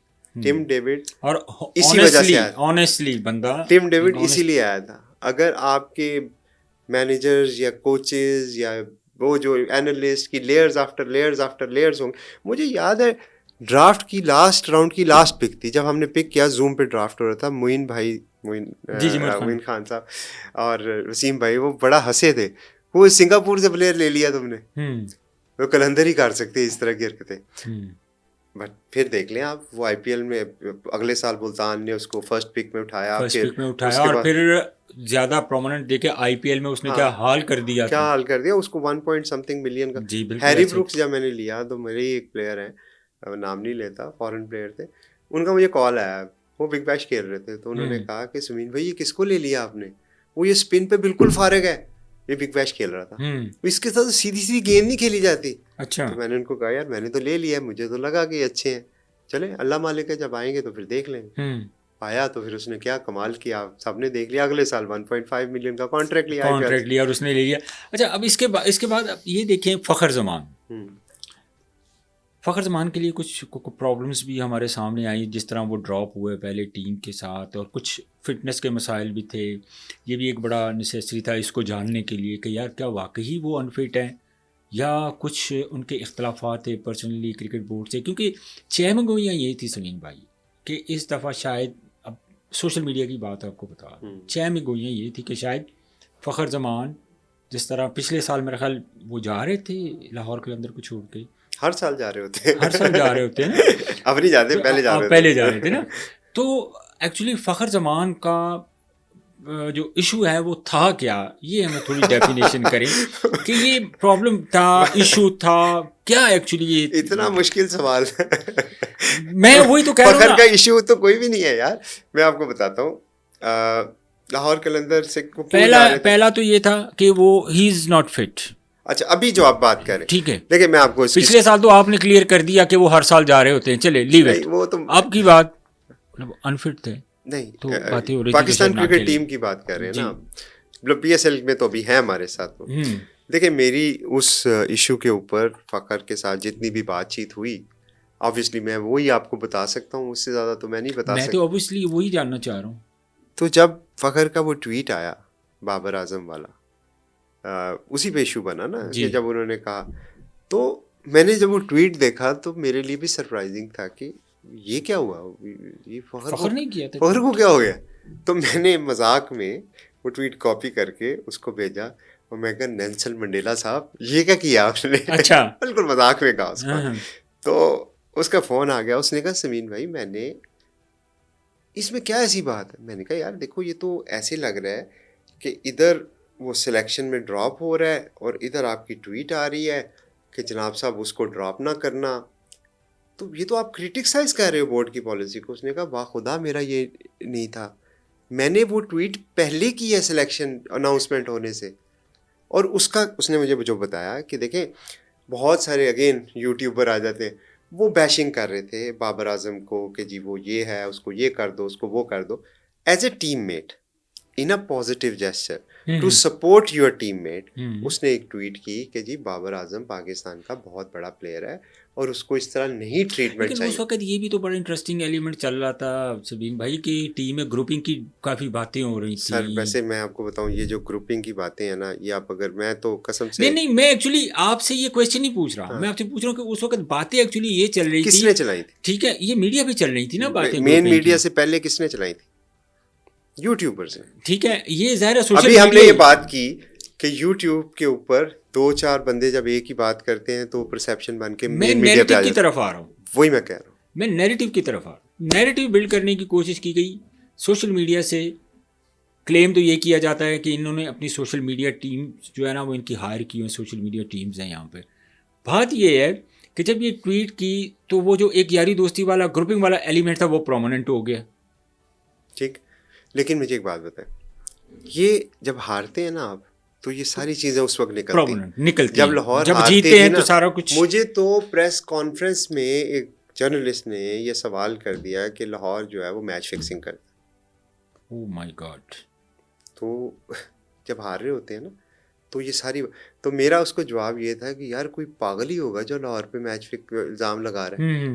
वो मैच फिक्सिंग करने के लिए मैच जीतना पड़ता है ना। मैं तो हार ही जा रहा हूँ, मेरे पे कौन पैसे लगाएगा? Common sense, use your brain. कि आपको पता है 2 टीमें खेल रही है, लाहौर हारी जा रहा है, आप लाहौर पे पैसे तो नहीं लगाओगे, आपको पता है ये हार जाएगी। तो मैंने कहा भाई ऐसा नहीं है, लेकिन कॉन्स्पिरेसी थ्योरीज पे बिलीव करते हैं ना लोग। तो मैं बता रहा हूँ प्रेस में, यानी जो मीडिया टॉक होती है आफ्टर द मैच, उसमें मेरे से ये सवाल हो गया। तो मैं उनकी शक्ल देख रहा हूँ कि यार ये बात क्या कर रहे हैं।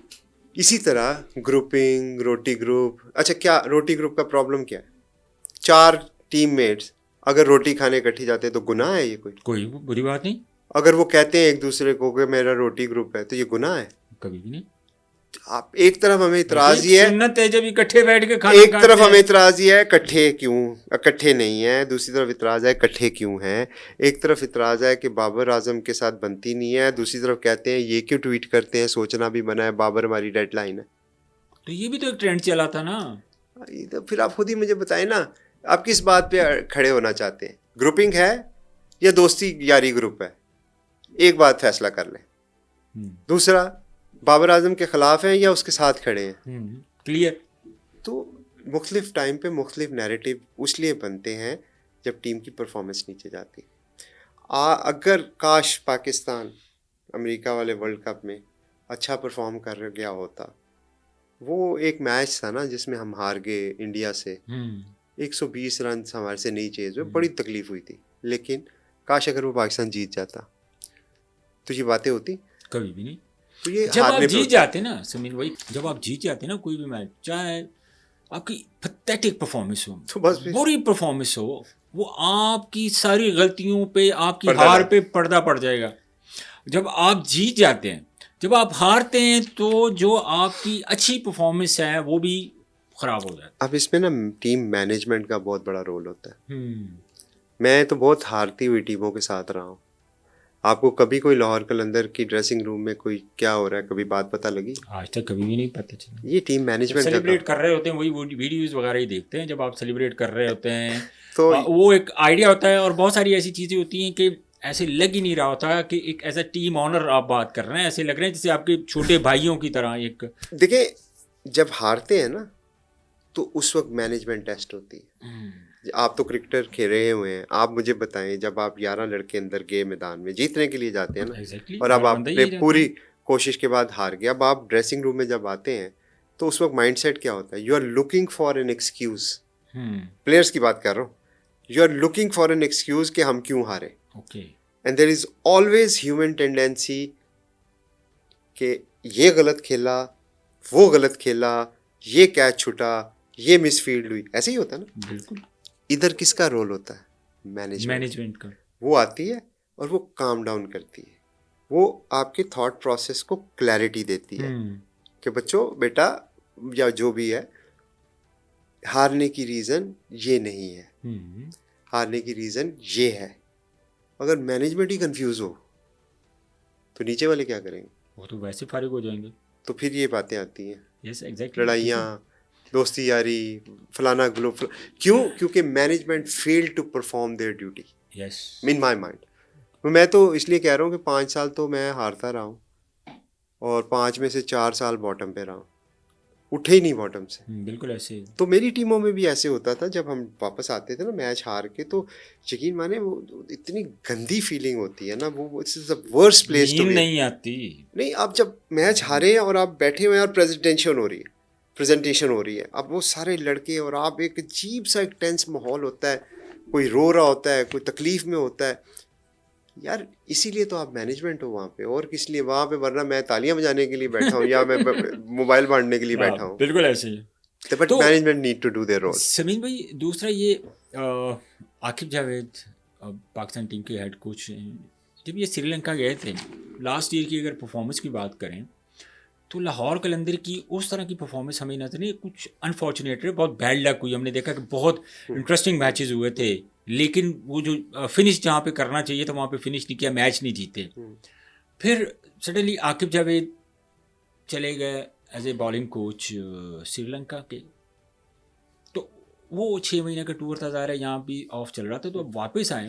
तो आकिब भाई के साथ कुछ मतलब अपनी मर्जी से वो छोड़ के गए थे, या कुछ वो थोड़े फैडअप हो गए थे कि यार 9 साल हो गए मैं कोचिंग ही करी जाने, 8 साल हो गए, देखिए उसमें चेंज करूं? नहीं, ऑब्वियसली उनका अपना माइंड था। ऑब्वियसली आकिब भाई का एक, श्रीलंका जब वो गए थे तो उस वक्त हमारा ऑफ सीजन, यस, ठीक है, और श्रीलंका से वापस आके वो लाहौर कलंदर में आए थे। मेरा ख्याल में एक इंटरव्यू भी आतिफ और जी आतिफ भाई का और आकिब भाई का इंटरव्यू भी था, उसमें उन्होंने क्लैरिफाई भी कर दी थी चीज़। उसके बाद ये हुआ कि पाकिस्तान क्रिकेट बोर्ड ने उनको बुलाया। पाकिस्तान क्रिकेट बोर्ड ने उनको रिक्वेस्ट की कि आप आएँ और हमारी डूबती नैया को पार लगाएं। ऐसे ही हुआ था ना जी। वो टेस्ट मैच भी हार रहे थे, बांग्लादेश से हार गए थे, सब कुछ ही लूट फूट गया था। टीवी पे लोग कह रहे थे कि क्रिकेट देखनी बंद कर देंगे लोग। हमारे कुछ एक्स कह रहे थे कि पाकिस्तान की क्रिकेट तबाह हो गई है, मार्केटिंग नहीं आएंगे, स्पॉन्सर्स नहीं आएंगे, हॉकी बन, या हो रही थी ना बातें सारी। तो क्रिकेट बोर्ड ने एक कलंदर को रिक्वेस्ट की कि आओ और हमारी डूबती नैया को पार लगाओ। और वो कलंदर आया और उसने क्या जबरदस्त मैजिक किया, देख लें आप सबके सामने। आप ही के पॉडकास्ट में उन्होंने कहा था स्पिनिंग विकेट बनाओ, ये करो ये करो ये करो, वही हुआ। और आकिब जावेद का तो मैं आपको बताऊँ 8 साल थोड़े नहीं होते। बड़ा टाइम। 8 साल, और जितनी बैशिंग हमारे पे हुई है, उनको रखने पे यस, किसी पे भी नहीं हुई। I am the witness. हाँ जी। और आज मुझे बड़ी खुशी होती है जब पूरी कौम उनकी तारीफ कर रहे हैं ना। बिल्कुल। अब वो सारे जो साहिबान थे और जो बोलते थे कि जी आकिब जावेद को निकालो, आकिब जावेद ने ये किया, उनके खिलाफ तो और लिबर्टी में मुजाहरा बाकायदा हुआ, एहतजाज हुआ था। एहतजाज हुआ था। एहतजाज हुआ था। तो आप देखें ना, ये क्रेडिट तो आप लाहौर कलंदर की मैनेजमेंट को दें। लाहौर कलंदर को मैं हर चीज़ पे मैं क्रेडिट देता हूँ। डेवलपमेंट प्रोग्राम में आपका बड़ा बेहतरीन इनिशिएटिव था जो आपने डेवलपमेंट प्रोग्राम शुरू किया। बल्कि सम टाइम मैं ये बात करता हूँ समीम भाई कि ये काम एक्चुअली क्रिकेट बोर्ड के थे जो लाहौर कलंदर ने किए। मेरी और आतिफ भाई की अक्सर इस चीज़ पे बात होती रहती है। डेवलपमेंट का प्रोग्राम, फिर उसके बाद आपने जो एकेडमी का आपके माइंड में कैसे आ गया कि यार मुझे एकेडमी बनानी चाहिए। तो ये और बड़ा मजे का मतलब अब वाक्य देखिए है। बाकी 5 फ्रेंचाइजें हैं हमें नज़र आ रही हैं। बाकी जो फ्रेंचाइजें जो 4 फ्रेंचाइजीज हैं, ठीक है, वो तो सिर्फ जब सीज़न होता है तो हमें नज़र आते हैं, एक्टिव नज़र आते हैं। जबकि लाहौर कलंदर ने पता नहीं कितने बच्चों की लाइफ बना दी, कितने बच्चों के लिए अपॉर्चुनिटीज़ क्रिएट कर दी। ऑस्ट्रेलिया का programme 365 days academy in Lahore. तो एक्चुअली ये आइडिया कैसे जहन में आया समीम भाई? इस आइडिया का भी अगेन ये एक देखिए, जब आप काम कर रहे होते हैं ना और आप फुली इन्वॉल्व हो जाते हैं उसमें, तो फिर आइडियाज़ खुद ब खुद आते हैं। फिर उसको सोचने के लिए अलग टाइम निकाल के रूम में बैठ के कि मैं आइडिया सोच, ऐसा नहीं होता। क्योंकि you are working day in day out and you are in the middle of everything. So आपको समझ आ रही होती है, आपको चीज़ें नज़र आ रही होती हैं, तो खुद ब खुद आपके दिमाग में आइडिया आता है अगर आप दिमाग अपना खुला रखें।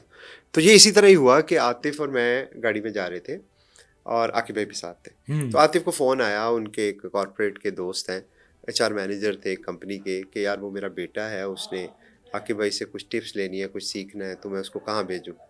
तो हमारी उस वक्त छोटी सी एकेडमी होती थी। तो मैंने आतिफ को कहा कि यार आतिफ, हमारा हाई परफॉर्मेंस सेंटर क्यों नहीं बन सकता। अब आतिफ का मैं आपको पहले बता चुका हूँ, उसको कोई काम कह दो कि नहीं हो सकता तो वो तो करके छोड़ेगा। उसने कहा नहीं नहीं बन सकता है। मैंने कहा तेरे पास कोई जगह नहीं है यहाँ पे, किसी दोस्त के पास जगह हो। क्योंकि मैं ये देख रहा था कि हम शहर शहर गाँव गाँव गली गली जा रहे हैं, उससे जो टैलेंट इकट्ठा करके ला रहे हैं उसको कहाँ रखें यार।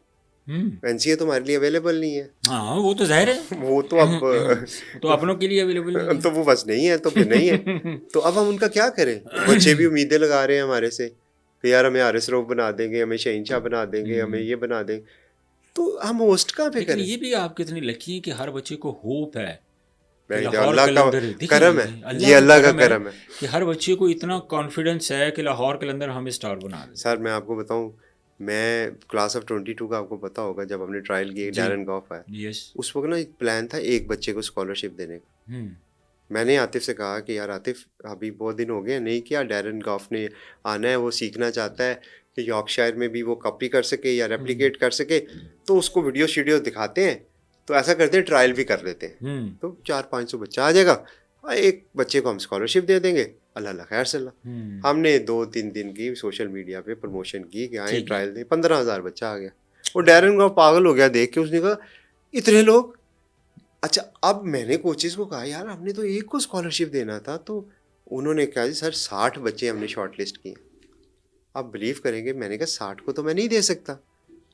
उन्होंने करते करते एक दिन के ट्रायल 7 दिन तक चले गए, ट्रायल ही नहीं खत्म हो रहे, शॉर्ट लिस्ट ही नहीं हो रहा। कोचेस ने 22 लड़कों की मुझे लिस्ट दी, उन्होंने कहा सर ये सारे के सारे अच्छे हैं, हम इनको नहीं रिफ्यूज़ कर सकते, आप आपकी मर्ज़ी है, आपने जो सिलेक्ट करना है कर लें। अच्छा, मेरे दिमाग में आया कि यार चलो टेक्निकल स्किल एवेल्यूएशन होगी, मैं बिहेवियरल एवेल्यूएशन करता हूँ, जो बाहर के मुल्कों में भी होता है। जी जी। कि हम किसी पे इन्वेस्ट करने लगे हैं तो उसकी पर्सनैलिटी असेसमेंट भी तो। आप यकीन मानिए, मैंने उन्हें 22 लड़कों के 1-on-1 इंटरव्यूज़ किए। अच्छा। To assess their abilities, assess their career, assess their mindset, assess their aspiration और उनकी पर्सनैलिटी। वो मुझे कोई 5-6 घंटे लग गए थे, बल्कि पूरा दिन ही लग गया था। उसको मैं बुलाता था बच्चे को, उससे सवाल करता था कि क्यों, कैसे, बैकग्राउंड, क्या करना चाहते हो ज़िंदगी में। इतनी इंस्पायरिंग स्टोरी थी। एक बच्चा धीर के इलाके से जी जी। रात का आया हुआ ग्राउंड में सोया, और सुबह 2 बजे उसने ट्रायल दिए। तो मैंने उससे पूछा, मैंने कहा बेटा तुम्हें, मतलब मैं तुम्हारी जगह होता, मैं रात का ग्राउंड में सोया हुआ हूँ, वहाँ पे तो खाने पीने की भी कोई चीज़ नहीं है, रेडी शेडी कोई लगी होगी, बिल्कुल ऐसे। और सुबह ट्रायल में 15,000 बच्चा है। मैं कहा तुम्हें क्या उम्मीद थी? अब वो बच्चे का जवाब था कि मुझे उम्मीद थी कि लाहौर कलंदर मुझे मौका ज़रूर देगी। यस। अब सोचो यार, ये कितनी बड़ी रिस्पॉन्सिबिलिटी है। मैंने उससे पूछा कि जब आप 2 बजे आपका ट्रायल हुआ, सुबह 9 बजे ट्रायल शुरू हुए थे, 9 बजे से 2 बजे तक आप क्या कर रहे थे? धूप में बैठा हुआ था। तो मैंने कहा रोटी क्या कैसे खाई तुमने? कह रहा है मैं ना जिस लाइन में बैठा था ना, तो मैं वो लड़के को कह के गया कि मैं खाना खाने जा रहा हूँ, मेरा जगह संभाल के रखना। तो कहता मैं 10 मिनट में गया, मैं भाग के वो रोटी वाले से, रेडी वाले से वो नान चने वगैरह थे, वो खा के मैं फिर आ गया। अब यार आप मुझे बताओ, मैं ऐसे बच्चे को रिफ्यूज़ कैसे करूँ? वो टैलेंटेड है, ये नहीं है कि उसमें टैलेंट नहीं। कोचेस कह रहे हैं कि सर ये टैलेंट में पूरा है। मैंने उन 22 बच्चों से ये पूछा कि आपका फेवरेट कौन है प्लेयर, और मेरा ख्याल था कि शहनशाह अफरीदी का नाम लेंगे। यार मैं सरप्राइज हुआ कि 70% से ज़्यादा बच्चे हारिस रऊफ का नाम ले रहे थे। पता है क्यों? वो अपने आप से कनेक्ट कर पा रहे थे उसको, कि टेप बॉल से खेलते थे। जिस तरह वो टेप बॉल से आए, जिस तरह वो खेले, और नॉर्मली हमने देखा है कि बहुत सारे ऐसे प्लेयर्स लाइक शाहीन शाह अफरीदी, हारिस रऊफ की तो एक एक हिस्टोरिकल स्टोरी है। जिस तरह वो आपने टेप बॉल से उनको उठाया, लेके आए यहाँ पे। कभी क्रिकेट ही नहीं खेली, कभी बड़ी क्रिकेट बहस नहीं होती है खेली। ना।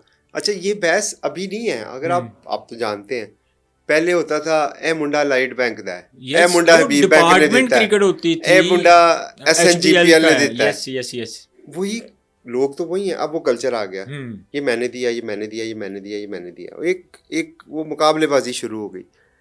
अच्छा ओके, क्रिकेट भाई, अगर आपने कोई क्रिकेटर सेलेक्ट किया है तो वो क्रिकेट ही खेला होगा ना। मैं किसी बच्चे को पैदा करके तो नहीं ट्रायल में लेके आऊंगा ना। बिल्कुल ऑब्वियसली। तो हमारे क्रिटिक्स जो थे वो कहते थे ओ ये तो पहले भी खेला हुआ।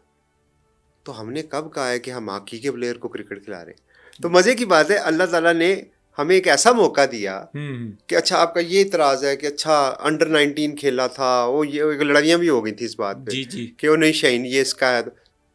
सवाल ये था कि अच्छा, मैं ये सोचता था कि यार ज़ाहिर बात है कोई बच्चा खेला होगा, हम तो प्लेटफॉर्म देंगे ना उसको, मौका देंगे। तो इनको उस पर भी इतराज़ हो जाता था। और अल्लाह ने हमें एक तोहफा दे दिया। अल्लाह ने कहा ये लो हारिस रऊफ, ढूंढ के दिखाओ ये क्रिकेट कहाँ पे खेला है।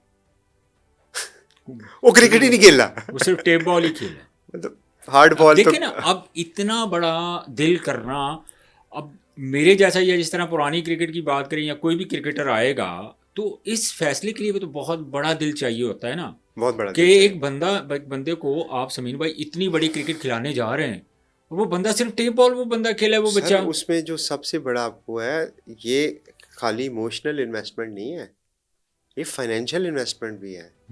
हमने जब हारिस को सिलेक्ट किया था तो उस दिन उसका एक स्टाइपेंड वजीफ़ा लगाया था, जो बहुत अच्छी अमाउंट थी कि अगले 10 साल तक आपको ये पैसे मिलेंगे। अभी भी मिले हैं। अब तो खैर माशाल्लाह वो अब उतने के तो वो अब क्या कहते हैं, वो पानी पी जाएगा उतने का। अच्छा। जितने अब तो माशाल्लाह अब वो तो ज़ाहिर है सुपर बहुत डुपर बड़ा प्लेयर स्टार है। है। तो ये देखिए ना, इस तरह के इनिशिएटिव होते हैं, और इस तरह के इनिशिएटिव लेना भी, तो मैंने जैसे आपसे कहा कि एक बंदे के अंदर इतना हौसला होना चाहिए कि यार अगर मैं ये कर रहा हूँ, और इतना बड़ा फैसला। आज अगर मैं बात करता हूँ, ये मैं लिस्ट पकड़ता हूँ इसकी, फ़खर जमान, शाहीन शाह अफरीदी, हारिस रऊफ, दुनिया के बेहतरीन प्लेयर, जमान खान। सर हारिस रऊफ पाकिस्तान का इस वक्त T20 में हाईएस्ट विकेट टेकर है। यस ही इज़, बिल्कुल आप ठीक कह रहे हैं। अब आप ये देखें जमान खान, और जो बच्चे, जिस तरह वो दिलबर था, फिर अहमद दानियाल था, वो माज देखे खान आज था, खेल लें, वो एक लेफ्ट आर्म फास्ट बॉलर था आपके पास सलमान, या ठीक है, अभी रिसेंटली आपकी तरफ से वो खेल के भी आया मेरे अभी ख्याल, सिलेक्ट भी अभी हुआ है कल, ये जी। कल तो सिलेक्ट भी हुआ है। बिल्कुल, तो इतने बड़े बड़े नाम, और क्यों ना, मतलब हर बच्चा ये ख्वाहिश करे कि मैं कलंदर के प्लेटफॉर्म से मुझे सिर्फ वहाँ पे मौका मिलना चाहिए। मेरा गिला शिकवा ज़रूर है क्रिकेट बोर्ड से, कि जो काम क्रिकेट बोर्ड को करना चाहिए वो लाहौर कलंदर ने अपने प्लेटफॉर्म से, अपने वहाँ से अपने बच्चों के लिए अपॉर्चुनिटी क्रिएट की। ये तो पॉपुलैरिटी भी इसी वजह से सबसे ज़्यादा है, हमारे जो फैन पीएम है, फॉलोइंग भी सबसे ज़्यादा है। हमारे जो पीएम है इस वक्त शहबाज शरीफ साहब, जी उस वक्त वो सीएम थे जब हमने ये जी किया। जी। और वो आए थे क्लोजिंग पे, तो मुझे उनके वो वर्ड्स याद हैं। तो उनका कहना था कि ये काम हुकूमतों के करने का था जो लाहौर कलंदर ने किया। तो अंदाज़ा करें ना। देखें, अब जो चीज़ है वो ये है कि देखें, हमने तो किया था बेलौस होके, हम्म और आज भी कर रहे हैं। हम्म लेकिन किसी भी चीज़ को सस्टेनेबल होने के लिए ना सपोर्ट की ज़रूरत होती है। हम्म वो ये नहीं होना चाहिए कि वो कहते हैं ना कि उसको सज़ा मिले जिसने सबक याद किया। हम्म तो थोड़ा सा लोगों को सोचना चाहिए इस बारे में। मैं अगर कनाडा में ये काम करता ना, आप बिलीव करें, मुझे प्राइड ऑफ परफॉर्मेंस मिलता वहाँ। मैं आपको शर्त लगा के कह सकता हूँ, दुनिया में लोग पागल हैं ऐसे लोगों के पीछे जो अपनी कम्युनिटीज़ में कंट्रीब्यूट कर रहे हैं। यस। तो बाकी आपके सामने। अभी आपके जो रिसेंट कोच हैं जिनको आपने साइन किया, डैरेन गफ को, तो वो किस माइंड के साथ आपने उनको साइन किया? मतलब अब देखिए, अच्छा नहीं था कि अगर आप कोई पाकिस्तानी कोच वगैरह साइन कर लेते? ज़ाहिर है आपकी अकेडमी में मोस्टली जो कोचेज़ हमारे जितने भी कोचेज़ हैं, लाइक काशिफ रज़ा की बात करूँ, शहजाद की बात करूँ, या और 3-4 ऐसे जो कोचेज़ हैं वो पाकिस्तानी हैं। रियाज़ अफरीदी की बात करूँ, उसकी मैं स्पेशली बात इसलिए करूँगा कि लास्ट ईयर भी वो आपके साथ बॉलिंग कोच थे, और फिर शाहीन शाह अफरीदी के भी वो भाई हैं, और प्लस टेस्ट क्रिकेटर भी हैं। तो आपने ऐसा क्यों नहीं सोचा कि इन्हीं पे रिलाई किया जाए, या डैरेन गोफ की तरफ आप क्यों चले गए? हमने इन्हीं पर रिलाई किया।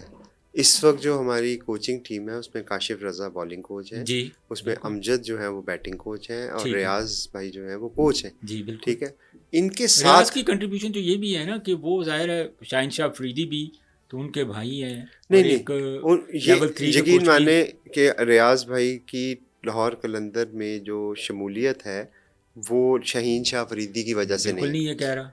नहीं, मैं आपको वो बताने लगूं मेरिट पे डिजर्व करते हैं। कि बल्कि बहुत साल उनको इस वजह से बेचारों को अपॉर्चुनिटी नहीं मिली कि वो शहीन के भाई हैं। यस। क्योंकि यहाँ पे तो पहली बात है ना कि हम नेपोटिज्म का वो प्रचार करना शुरू कर देते और हैं। यही तो हमारे पास होता है जब बेचने के लिए। हमारे पास अपॉर्चुनिटी आई और उसमें वो रोल में फिट थे, इसलिए वो लाहौर कलंदर में, पहले उन्होंने हमारे साथ जिम्बाब्वे में काम किया, जी जी उन्होंने अपना आप प्रूव किया, बिल्कुल। फिर वो पीएसएल में आए, बेहतरीन फास्ट बॉलर थे, बेहतरीन लेवल फास्ट 3 के बॉलर, और कोच। फिर उनके जो नॉलेज और उनकी जो कंट्रीब्यूशन है या जो जिस तरह से वो मैनेज करते हैं वो टीम में वैल्यू ऐड करते और हैं। लेकिन इसमें सबसे इंपॉर्टेंट चीज़ अगर मैं मेंशन करूं, आपको तो ज़्यादा पता रहा, लेकिन मैं एक चीज़ जो मैं मेंशन एक्चुअली ऐड करना चाह रहा हूं आपकी इन चीज़ों में, कि शाहीन अफरीदी को बेसिकली आप देखें कि डेवलपमेंट के ऊपर रियाज अफरीदी उनके बड़े भाई टेस्ट क्रिकेटर, उन्होंने कितना काम किया होगा, बहुत काम किया है और बड़ा उनकी और प्रेजेंस से आज फायदा है। लाहौर कलंदर का एसेट है। नहीं, डेफिनेटली। लेकिन देखिए, शाहीन को और रियाज भाई को मैं मिक्स नहीं करता, नहीं वो होना करना भी नहीं क्योंकि चाहिए। मेरे लिए शाहीन एक डिफरेंट है, और शाहीन भी इस मामले में बहुत पर्टिकुलर है। मुझे आज तक उसने कभी रियाज भाई के लिए नहीं कहा, वो कहेगा भी नहीं। क्योंकि उसको भी पता है कि उसका और उनका जो रिश्ता है वो लोग भी देख रहे हैं। तो इसलिए वो रीज़न नहीं है। नहीं नहीं बिल्कुल डैरेन नहीं। गॉफ की बात की आपने। जी डैरेन गॉफ को जब हम ग्लोबल सुपर लीग में गए, डैरेन गॉफ के साथ एक और भी रिश्ता है हमारा। जब वो आपको यॉर्कशायर की मिसाल दी थी ना, जी ये जी क्लास जी ऑफ 22 की बातें जी की जी थी, जी। Darren Goff was the coach who came and he did the trials. Okay. ठीक है, उसको बड़ा 4-5 साल हो गए हैं उसके साथ इंटरेक्ट करते हुए, उनकी फ़िलॉसफी को जानते हुए। बहुत सारी सेशंस मेरे उनके साथ हुए हैं जिसमें हम परफॉर्मेंसेस डिस्कस करते रहे हैं, जिसमें हम स्ट्रेटजीज डिस्कस, जब वो नहीं भी थे, ये डिस्कस कभी करते ख्याल रहे। नहीं आया आकिब भाई के होते हुए कि उनको भी साथ ऐड किया जाए? हाँ, बिल्कुल आया, ख्याल आया, जी ऐसा भी आया, और डैरन के साथ प्लान भी था। ये तो ओके आकिब भाई चले गए, वरना तो डैरन शायद इस दफ़ा वैसे भी आ जाते। ओके। तो इसलिए ये नहीं है कि हमें आकिब भाई चले गए तो हमने इधर उधर ढूंढना शुरू कर दिया। ये हमारे पहले पास प्री प्लान था। प्लान था, और डैरन की इंडक्शन शायद पिछले साल भी हो जाती, लेकिन पिछले साल नहीं हो सकी। फिर अभी ये मौका जब मिला तो डैरन को जीएसएल में, ग्लोबल सुपर लीग गुरु बस में, बोले आपके साथ थे। वो साथ थे। जी अब वहाँ पे मुझे मौका मिला उनके साथ काम, एक तो बातें थी ना जो हमने की थी, एक काम करना था। जब मौका मिला 15-20 दिन हम वहाँ पे थे, तो मुझे जेन्युइनली बहुत खुशी हुई उनके साथ काम करके। क्योंकि जो हमारा माहौल है ना, देखिए सबसे इम्पोर्टेंट चीज़ पता है क्या होती है? वो होती है फ्रेंचाइज का कल्चर। आपने 10 साल लगा के एक कल्चर बिल्ड किया है। सही गलत की मैं बात नहीं करता, बिल्कुल। आपके बिलीव्स कुछ और हो सकते हैं, मेरे कुछ और हो सकते हैं। मैं ये नहीं कहता कि मैं अच्छा हूँ या सही हूँ और आप गलत हैं। We both are right. आपकी बिलीव्स में एक डिफरेंट कल्चर है, मेरे बिलीव्स में एक डिफरेंट कल्चर। अब हमने एक कल्चर बना दिया है, मेरे पास 2 ऑप्शन है कि उसको रीडू कर दूँ और एक ऐसा बंदा ले आऊँ जो उस कल्चर पे बिलीव ही नहीं करता, सही गलत की बात नहीं कर रहा, बिलीवेबिलिटी की बात कर रहा हूँ, या मैं एक ऐसा लेके आऊँ जो उसी चीज़ पे बिलीव करता है। तो मुझे रेडीमेड डैरन मिल गया जो ऑलरेडी बिलीव करता था उन चीज़ों। वो कल्चर क्या है? वो कल्चर, अब सवाल ये है कि वो क्या ऐसा कल्चर है जिसको मैं प्रोटेक्ट करने की कोशिश कर रहा हूँ। वो कल्चर है प्लेयर्स को एम्पावर करना, एक डेवलपमेंट के जो है ना प्रोसेस से निकालना। अब उस माइंडसेट से निकलना कि वो होता है ना, एक माइंडसेट ये होता है कि जी आपने जो प्रूवन है उसी को खिलाना है। एक माइंडसेट ये होता है कि आप टैलेंट देखते हो और आप कहते हो कि throw them into the sea. Yes, excitement होती है। डैरन भी वैसा है, वो बिलीव करता है टैलेंट के ऊपर। उसको शायद इससे फ़र्क नहीं पड़ता कि एक बंदे ने फर्स्ट क्लास के 100 मैच खेले हैं या 2 मैच खेले। वो टैलेंट देखता है और उसके ऊपर जाता है। ये कल्चर है हमारा जिसमें हम, आप यकीन माने, ये तो लोग अब बात करते हैं ना कि इसको डायमंड मिला, इसको प्लाटीनियम मिला, इसको 2 लाख मिला, इसको 50,000 मिला।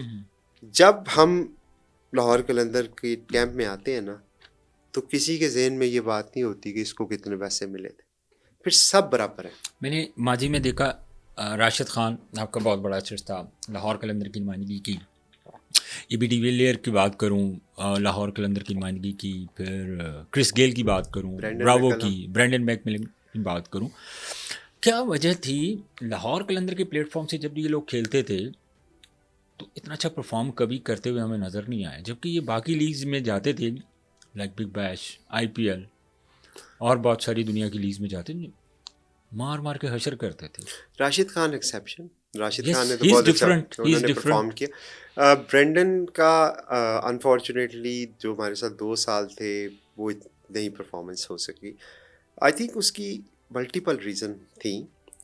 अगेन हमने बात की पाकिस्तान सुपर लीग में बॉलिंग की क्वालिटी, जो भी हम बात कर रहे थे। यस, एक शायद अंडरस्टैंड वो रीज़न भी थी। दूसरा, obviously when you are retired and you're reaching at the end of your cricketing life, बहुत सारे जो ड्राइवर्स होते हैं ना वो ख़त्म हो जाते हैं। फॉर एग्जांपल, अगर आपने 15 साल 20 साल क्रिकेट खेल लिए, आप एज ए प्रोफेशनल तो आप कोशिश करोगे, लेकिन वो जो एक दिल से वाला एलिमेंट हम बात करते हैं ना, जी जी, दैट 100 नहीं 110%, दैट 10% समटाइम मोटिवेशन नहीं होती।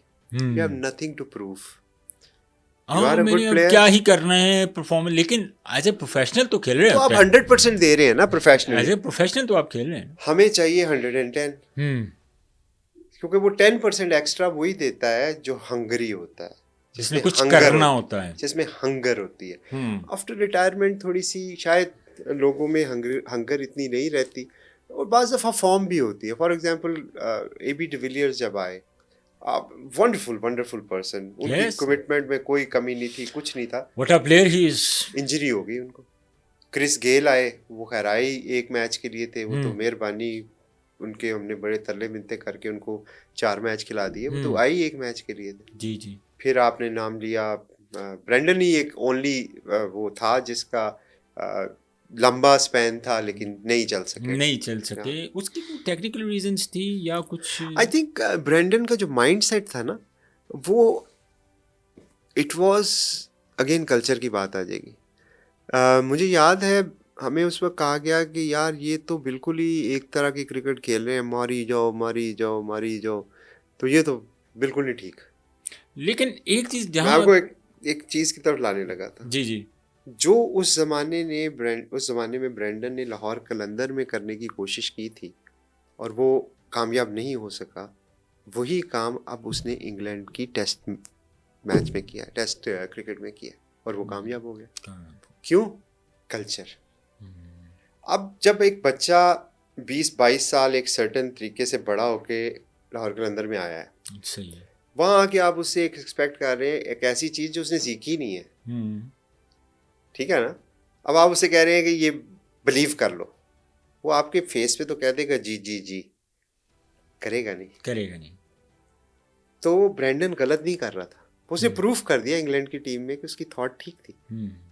This is style of cricket he was play. Actually हमारी टीम रेडी नहीं थी उसके लिए। समीर भाई, बात फिर भी अगर इसको घुमा फिरा के चाहे इधर से घुमा लें चाहे इधर से घुमा लें, McCullum, Brendon McCullum no doubt दुनिया के बेहतरीन वो हार्ड हिटर बैट्समैन थे। दुनिया देखना चाहती थी उनकी बैटिंग को।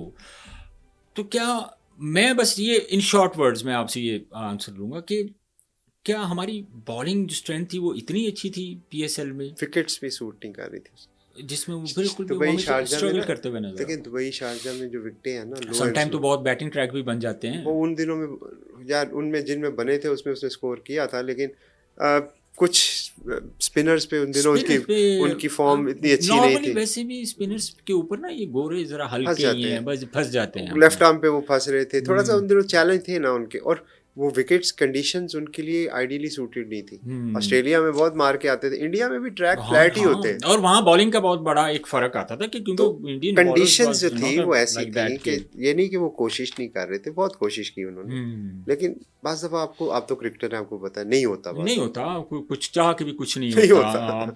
समीर भाई, आखिर में हम बात करते हैं इसके ऊपर, ये ड्राफ्टिंग हुई है, ड्राफ्टिंग के ऊपर आपके पास ऑप्शंस थे काफ़ी ज़्यादा। फिर वही बात, अभी काफ़ी देर इसके ऊपर भी बात हुई कि डेविड वार्नर, बल्कि मुझसे आतिफ भाई, बल्कि मैंने आतिफ भाई को भी, मैंने कहा यार आतिफ भाई डेविड वार्नर के बारे में क्या ख्याल है। वो मुझे कहने लगे कि यार वो समीर भाई को पता होगा, उनसे पूछो। मैंने कहा तो खैर आपने Daryl Mitchell, no doubt he is very good allrounder, David Warner का ऑप्शन आपके पास था जी। तो आपने डैरिल मिचेल किस सेंस में, क्या उस वक्त आपकी थिंकिंग थी कि इसको हमारे कहाँ काम आ सकता है? मैं आपको बताऊँ, जो पहली पिक होती है ना, जी, लोगों को लगता है ये बहुत बड़ा एडवांटेज है। मैं आपको सच्ची बात बताऊं, और आप लोगों की ही थी पहली पिक? हमारी थी पहली। जी, आप लोगों की थी। तो ये बहुत बड़ा कर्ज है, और मैं दुआ करता हूँ कि अल्लाह ना करे कि कभी मेरी पिक आए। मैं कैमरे पे कह रहा हूँ, ओके, इसलिए। बट आई वाज सेइंग कि यार ये तो बहुत अच्छा है कि लाहौर कलंदर की पहली पिक है। देखिए, पहली पिक आने के लिए आपको पिछले सीजन में बॉटम पे आना पड़ता है। ओके, फिर ना ही आवे तो अल्लाह करे कि मैं कभी ना आवा। ठीक है। दूसरी बात ये है कि पहली पिक क्यों कर्ज है, अब ये सवाल बनता है। आप ये देखें कि पहले 4 सीजनों में ना मेरी पहली पिकें थी सारे राउंडों में, मैं हमेशा बॉटम पे फिनिश किया। अच्छा। और 5वें सीजन में मेरी पहली पिक नहीं थी तो मैं फाइनल खेल गया। वाह। और उस वक्त पता है किसकी पहली पिक थी? क्वेटा की। और वो किधर फिनिश हुए? बॉटम पे। आप हिस्ट्री उठा के देखें, ये स्टैंप लग चुकी है। नहीं स्टैंप की बात नहीं, मैं को उस पर बिलीव नहीं करता जादू टूनों पे, लेकिन मैं वैसे आपको एक लॉजिकल बात कर रहा हूँ जो हुआ है कि क्यों हुआ ऐसे। एक तो फेट भी कह सकते हैं कि मनूस है। मैं उस पर बिलीव नहीं करता, ऐसी मनूसत या ऐसी बातों पे मैं नहीं बिलीव करता। इसकी लॉजिक है, क्योंकि एक ह्यूमन नेचर है ना। आपकी जब पहली पिक आती है तो पहली चीज आपको क्या चाहिए? ड्राफ्ट का सबसे बड़ा नाम। यस, एक नेचुरल बात है ना। मैंने एबी डिविलियर भी लिया था, मैंने ब्रेंडन मैकलम भी लिया था, क्रिस गेल भी लिया था। वो तो खैर आखिरी पिक थी, लेकिन मैं जिनमें बड़े नाम की बात तो बड़ा ना, उसमें आप होता क्या कि आपका फोकस हट जाता है अपनी टीम के बैलेंस से। क्योंकि बड़ा नाम है, मुझे चाहिए मेरे ब्रांड के लिए, लोग मांग रहे हैं, फैंस तो वाजा जय कार हो जाएगी, स्पॉन्सर भी मानेंगे, ब्रांड भी बड़ा हो जाएगा, मैं मशहूर हो जाऊंगा, लोग कहेंगे वाह जी वाह। लेकिन 9 साल सीखने के लिए काफ़ी होते लॉन्ग टाइम। तो ये चीज़ बड़ी क्लैरिटी के साथ मुझे पता थी जब मैं रिटेंशन भी कर रहा था कि who are the people we gonna bank on this season. Allah ने चाहा तो हम इंशाल्लाह ये सीज़न जीतेंगे, बट क्रिकेट में कोई गारंटी नहीं होती। हम जिस पे बिलीव कर रहे हैं हम वो बिलीव कर रहे हैं। हमारे लिए फ़खर जमान, अब्दुल्ला शफीक जो हैं वो हमारी रिटेंशन में थे। ये दोनों ओपनर हैं, या अब्दुल्ला 1 डाउन भी खेलते हैं, तो 1 2 3 ये 3 पोजीशन है। फिर आपके पास मिडिल ऑर्डर में आप देखें कुशाल प्रेरा को। लेकिन इससे पहले मैं आपको बताऊं, मिडिल ऑर्डर में बहुत बड़ा गैप था। एग्जैक्टली था। और पाकिस्तान का भी यही मसला है कि मिडिल ऑर्डर बैट्समैन है ही नहीं है बड़े अरसे से, तो इंटरनेशनली भी कम है। तो अगर मिचेल जैसा बंदा जो स्पेशलिस्ट मिडल ऑर्डर है हम्म। और प्रूवन है और मैच विनर है, वो आपके पास अवेलेबल है, तो आप फिर उसकी तरफ जाओगे ना, इसलिए हम उसकी तरफ। आपने मिडिल ऑर्डर की खला को पूर्ण करने के लिए उसकी तरफ गए। अच्छा, फिर उसके बाद आपके पास और भी ऑप्शन काफ़ी थी। खुशहाल परेरा परेरा की पे एक थी। पिक ऐसी है जो मुझे बड़ा मज़ा आया पिक करने अच्छा, में। उसकी क्या रीज़न? अच्छा, मैं उसको बताइए, वो खुशहाल परेरा अभी हमारे जो कोलीग्स हैं बाकी फ्रेंचाइज के, मेरी उनसे भी बात हुई, वो सारों की लिस्ट में था। मुझे नहीं पता था, लेकिन मेरा प्लान इनिशियली था कि मैं डायमंड की जो पिक मेरे पास एक ही थी जी। 2 तो रिटेंशन थी, जी, एक जी। ही थी, और उस राउंड में वो आखिरी पिक थी। ओके। तो मुझे था कि यार सैम बिलिंग मेरा विकेट कीपर मुझे चाहिए, तो मैंने जी। सैम बिलिंग लेना है। हम्म। अच्छा, अब सैम बिलिंग तो मैंने ले लिया, लेकिन सैम बिलिंग भी मिडल में खेलता है, और सैम बिलिंग और मिचेल आगे इकट्ठे, ठीक है, मुझे एक और विकेट कीपर चाहिए, क्योंकि लोकल विकेट कीपर जो थे हमारे पास एज सच कंफर्म नहीं थे कि मिलेंगे कि नहीं मिलेंगे, तो आपकी कोई क्योंकि सर्च नहीं थी? असीबुल्ला भी है थे और अखलाक भी थे, इखलाक भी थी। तो वो 2 ही मेन विकेट कीपर हैं जो जी फॉर्म में बिल्कुल। हैं, जो और खेल भी रहे हैं, और और अच्छा खेल भी रहे परफॉर्म हैं। कर रहे हैं रुहेल बिल्कुल। भी हैं, लेकिन रुहेल अनफॉर्चुनेटली अभी रीसेंट कप में भी उनकी परफॉर्मेंसेज वो नहीं, परफॉर्मेंस नहीं थी, लेकिन पाकिस्तान टीम में नाम आ गया उनका। ये वो भी तो तो फिर वैसे पाकिस्तान टीम सरप्राइजिंग है, है ना। लेकिन हमने उनको खैर शॉट ले। तो परेरा को जब हमने जूम किया तो मैं ये देख रहा था कि एक राइटी कीपर तो मेरे पास कंफर्म है, क्योंकि मेरे पास राइट टू मैच भी है। बिलिंग जब आप हमारे साथ लास्ट ईयर खेले, तो हमने राइट टू मैच का कार्ड भी होता है कि अगर कोई और लेगा तो उससे पहले मैं ले सकता हूँ। ओके। ये ड्राफ्ट का रूल। तो मैंने कहा वो तो सिक्योर हो गए, अगर मैं यहाँ पे अपना एक स्ट्रेंथ बिल्ड करूँ कि ऐसा बंदा जो लेफ्टी है और टॉप ऑर्डर 1 2 3 में कहीं खेल सके और अग्रेसिव हो, क्योंकि डेविड वार्नर का यही मोर और लेस रोल था ना, बिल्कुल। और यहाँ पे आपको कीपर भी मिल गया। तो मैंने जब स्टैट्स वगैरह देखे, तो पिछले 12 महीनों में जो सबसे अच्छे स्टैट्स हैं वो खुशहाल परेरा के। अभी रिसेंटली न्यूजीलैंड के खिलाफ उन्होंने T20 में सेंचुरी की है, 160 प्लस का स्ट्राइक रेट है, 33 34 की उनकी एवरेज है, और 1 2 3 पे खेल रहे हैं, और 3 पे नंबर पे उनके सबसे ज़्यादा अच्छे स्टैट है। तो फिर मुझे ये था कि right left right left right left, ये आइडियल कॉम्बिनेशन था। ये आइडियल है, क्योंकि आप क्या चाहते हो कि आपकी बैटिंग जो है वो 1 डायमेंशनल, लोग फिर आपके मैचअप्स के साथ आते हैं। हम उसको भी जेहन में रख रहे हैं कि यार अगर मेरा ओपनर राइट लेफ्ट कॉम्बिनेशन है, तो उसके बाद मेरे सारे राइट ही होंगे, तो फंस जाऊंगा। लेफ्ट आर्म स्पिनर अट्रैक्टिव होगा, बिल्कुल मुश्किल होता है। फिर आप कहते हो कि यार आइडियली तो ये है कि मेरे पास राइट लेफ्ट हो जाए, राइट लेफ्ट, ताकि मेरे जो 4 या 5 बैट्समैन हैं उस वक्त तक मैं मैचअप्स को केटर कर सकूं। एंड दूसरा, पिछले साल PSL में हमने एक साइड की बाउंड्रीज छोटी रखी थी, तो एक साइड की 70 मीटर की बाउंड्री होती थी और एक साइड की 60 मीटर की बाउंड्री। अच्छा, अब बड़े अगेन फिर वही बात है, हमारे ऐसे ऐसे एक्सपर्ट हैं, मुझे समझ नहीं आती, वो जो सारा सीजन, बल्कि अभी भी वो ड्राफ्ट में भी वो यही क्वेश्चन कर रहे थे, सिकंदर रजा को ये ऊपर नहीं भेजते। भाई हमारी कुछ सिकंदर रजा से लड़ाई है जो हम नहीं भेजते थे। एक मैच प्लानिंग होती है, एक प्लेयर को हमने कहाँ पे यूटिलाइज करना है। राइट लेफ्ट कॉम्बिनेशन चाहते थे, क्योंकि जब आप तो क्रिकेटर हैं, आपको पता है, अब आपने इधर बड़ी बाउंड्री है, ठीक है, और आपका राइटी खेल रहा है और दूसरी तरफ भी राइटी है, तो वो 100 ओवर में तो क्या कर लोगे, बहुत रिवर्स मारी, बहुत सारी मारी, तो आप उल्टा खेलेंगे, अब इतना एक्यूरेट तो कोई भी नहीं होता। अच्छा, उधर आपके पास अगर उधर लेफ्ट ही हो तो सिंगल ले, ये उसकी एडवांटेज है, और अभी शॉट उधर चले जाओ, राइटी का एडवांटेज है। ये राइट लेफ्ट कॉम्बिनेशन हम इसलिए करते थे, तो उस वक्त तो हम JD को ऊपर भेज के, जहां दाद खान और शहीन को ऊपर भेज के हम ये कर रहे थे। इस दफा हमने एक प्रॉपर कॉम्बिनेशन ही ऐसा बना लिया कि चले जी, Fakhar Abdullah Perera Mitchell, left right, वो तो कॉम्बिनेशन बेहतरीन बन गया। लेकिन आपके लिए जो सबसे अहम चीज़ है, एक आपने स्पिनर उठाया, Momin Qamar, he is very good spinner, youngsters, तो उसका आइडिया कैसे आया? वो 2 साल पहले क्लास ऑफ 22 में आया था। उसके बाद उस पे बल्कि वो एक डॉक्यूमेंट्री भी बनी हुई है। वो आया, उसको बल्कि जब आया तो उसको बाद उसको PGL में सेलेक्ट कर लिया उन्होंने। हमें उसी वक्त भी पसंद आया था, और मेरी और आकिब भाई की उस पर बात हुई थी, तो आकिब भाई ने मुझे कहा था, समीन ये अभी टू यंग फॉर PSL। मुझे उस वक्त भी बड़ा पसंद आया था। तो 2-3 साल अब गुजर चुके हैं। फिर मैंने अभी आया तो मैंने अपने कोचेस से, रियाज भाई वगैरह से कहा कि ज़रा उसको चेक करें। उन्होंने फिर जब उसकी चेक किया, उसकी फीडबैक ली, तो दे ऑल वर कन्विंस के समीन भाई गो फॉर इट। आपकी लोकल प्रोडक्ट है जानदाद खान जी, और जावेद खान माशाल्लाह पाकिस्तान को प्रेजेंट कर रहा है और उम्दा बैटिंग कर रहा जी है। जी इसके बारे में आकिब भाई ने पिछले साल प्रेडिक्शन की थी कि मैं एक नया बच्चा जो है वो इंट्रोड्यूस करवा रहा हूँ, उसका नाम है Javed Khan.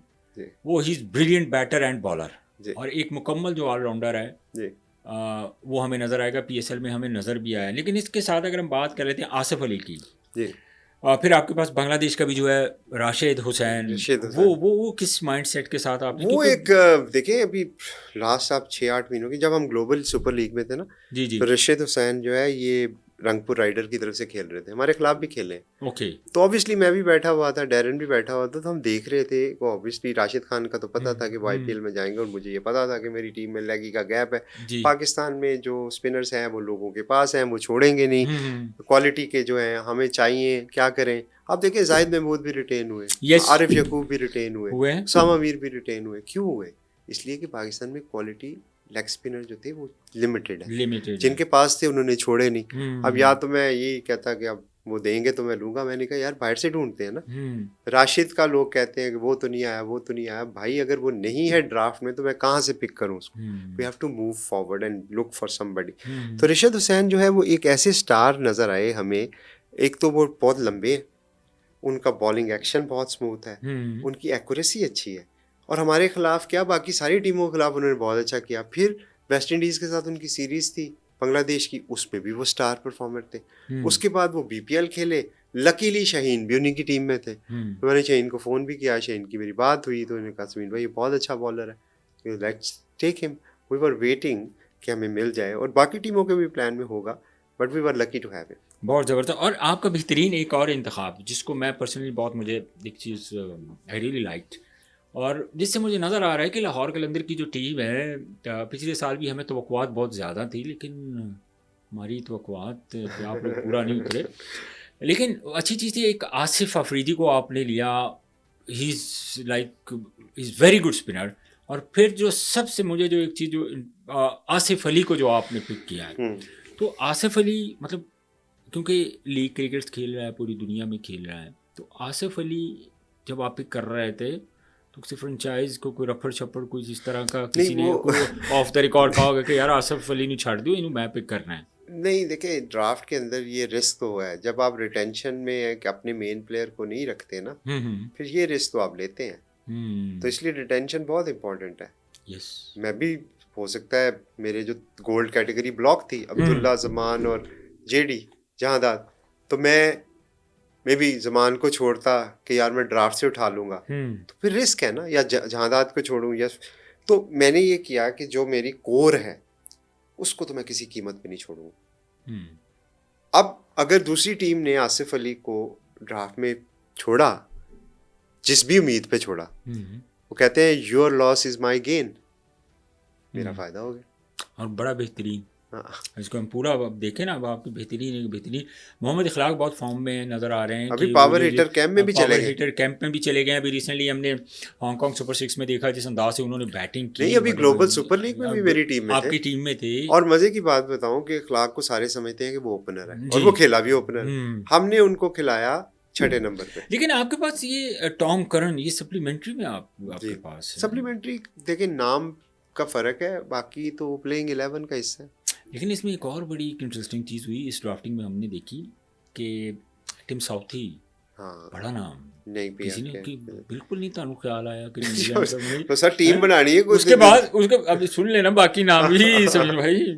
Usman Khawaja, he is Australian, और मतलब बड़ा नाम दुनिया की क्रिकेट में। जैसन रॉय, कोई भी पाकिस्तान मतलब कम आ रहा था और जैसन रॉय ने कहा मैं जावांगा, उसका ही कुछ ख्याल कर लेते। नहीं तो आप ऐसा करें, एलेक्स हेल्स ऐसा करते हैं 11 के बजाय ना 20-20 के प्लेयर खिला लेते हैं। नहीं, मैं वैसे आपसे एक as a in laughter mood में आपसे पूछ रहा हूँ कि ये जिमी निशाम बड़ा एक बेहतरीन बैट, उसके बाद तबरेज शमसी, इमरान ताहिर, मुजीबुर रहमान, शकीब अल हसन, फिर आस्टन अगर, क्रिस लिन, बहुत ये तो क्रेडिट जाता है पाकिस्तान क्रिकेट बोर्ड को कि वो इतने बड़े बड़े नामों को ले आए, और हमने पिक नहीं किए। नहीं तो सर 20 तो नहीं, मैं वही कह रहा हूँ ना, अगर 11 की बजाय 20 खिलाने की इजाजत दे दे तो मैं वो भी पिक कर लेता हूँ। खेलने तो 11 ही नहीं, हाँ जी, खेलने तो क्या नहीं। एक प्लेइंग 11 जो मैं देखता हूँ कि लोगों ने फॉरेन प्लेयर्स जो हैं वो, अब 20 का स्क्वाड जब आप देख रहे हैं ना, तो आपको नजर आ रहा है वाह वाह वाह वाह, ये भी है, वो भी है, ये भी है, वो भी है। खेलने 4 होते हैं। 4 फॉरेन खेलने खेलने 4 होते मुझे हैं। बहुत सारे लोग कहते हैं राशि को नहीं लिया, वो तो इतना आपके लिए उसने परफॉर्म किया, उसको क्यों नहीं लिया, उसको क्यों नहीं लिया। अब आप देखें कि मैं जब प्लानिंग कर रहा था तो मैं देख रहा था कि अच्छा डेविड वीज़ा इंटीग्रल पार्ट है और उसकी जो कंट्रीब्यूशन है बैटिंग और बॉलिंग में बड़ी इंपॉर्टेंट है। हाँ, डेविड विज़ी आपको तो शुरू से डे वो 1 से सिलेक्ट हो गया, आता है प्लेइंग 11। सिकंदर रजा बॉलिंग में भी है, बैटिंग में भी है, आपके पास आता है। ऑलराउंडर है, आपने पूरी टीम ठीक ऑलराउंडर है, खेल रहे हैं सारे। अच्छा 2 तो मेरे स्लॉट चलेगी। ठीक मैं है। अब पहली प्लेइंग 11 की बात कर रहा हूँ, 20 की बात नहीं कर रहा। हम्म, तो प्लेइंग 11 में 2 तो स्लॉट चलेगी, अब बची 2। हम्म, एक मैंने प्लाटीनियम की पहली पिक लेनी है डैरल मिचेल, उसको तो मैं बाहर नहीं बिठाऊंगा, नहीं बिठा सकते। तो वो भी आ गया, तो 3 चलेगी। ठीक हो गया। अब मैं कहता हूँ राशि को मैं ले आता हूँ अंदर, बैट्समैन तो बहुत अच्छा है, परफॉर्म भी किया है, तो विकेट कीपिंग कौन करेगा। ये भी है। तो ये स्लॉट लेता ही विकेट कीपर। तो इस वजह से फिर आप सोचते हैं कि टीम को क्या ज़रूरत है।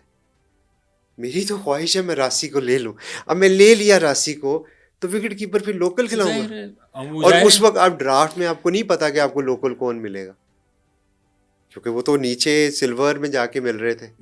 तो वहां पे आपकी प्लान होती है कि यार मैं फॉरेन विकेट कीपर को लूं।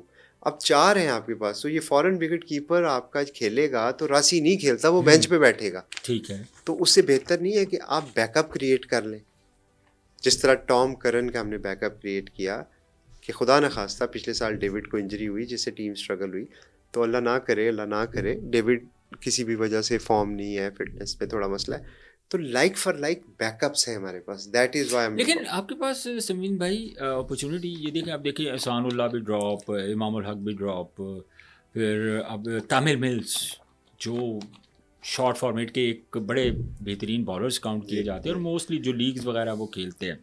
फिर सोहेब मकसूद, शर्जील खान, शाहनवाज दानी को नहीं लिया गया इस दफ़ा। यही मैं आपसे कह रहा हूँ कि जब आप सिलेक्शन नाम देख के करते हैं ना तो ये सारी चीज़ें फील होती हैं आपको।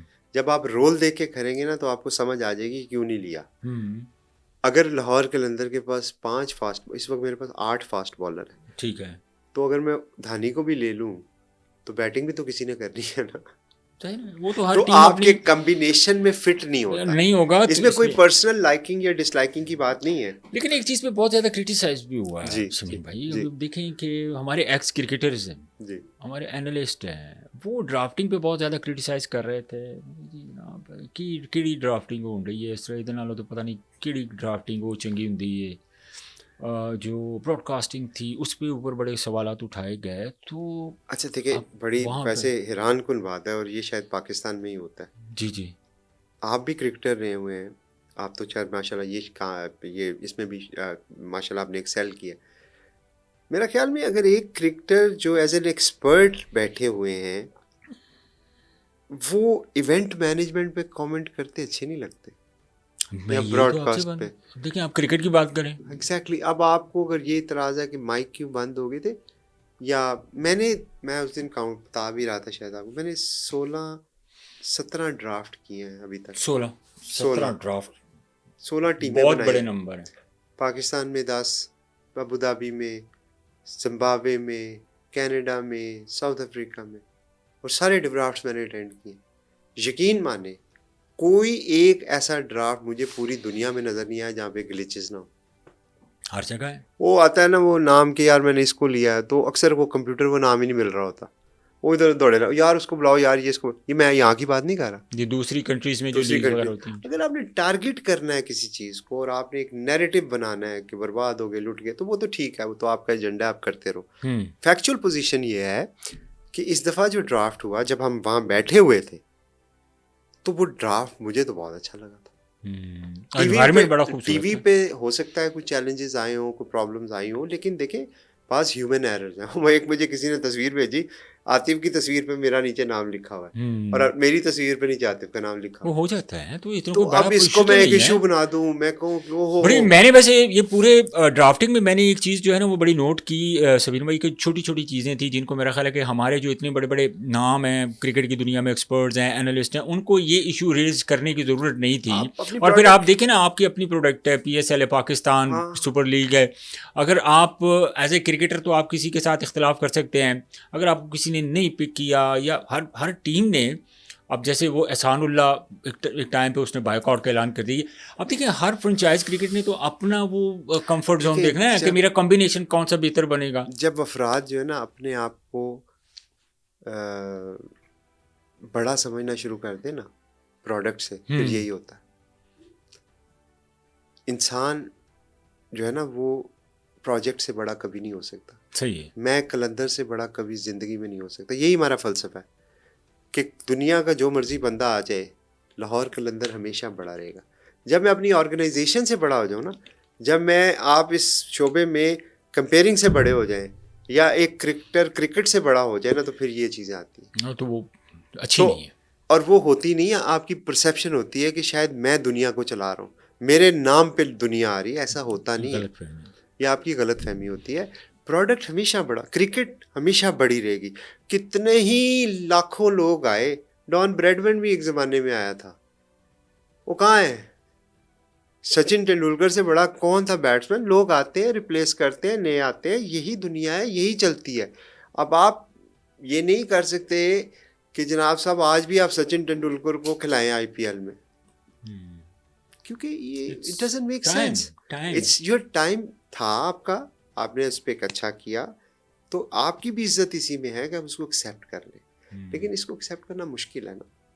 हमारी जो कल्चर है, नेचर है, हमारी जो आदत है, हम उसको हजम कर नहीं पाते। मुझे आज भी मेरे बूट नहीं उतरे ना, आज भी मैं फास्ट बॉलर हूँ, तो फिर नहीं मैं तरक्की कर सकता। हाँ जी, वो बंदा कहता मैं फास्ट बॉलर ही हूँ, वो एक तो बंदा ना से ना। आप एक्सेप्ट करोगे कि ये स्टार क्यों बन रहा है। तो ये मैनेजमेंट की जो मैं बात करता हूँ ना, मैनेजमेंट का जो बेसिक असूल है मेरे ख्याल में या मेरे दिमाग में, ईगो नहीं होनी चाहिए आपके अंदर। अच्छा, एक आखिरी क्वेश्चन मैं आपसे जी पूछना चाह रहा हूँ।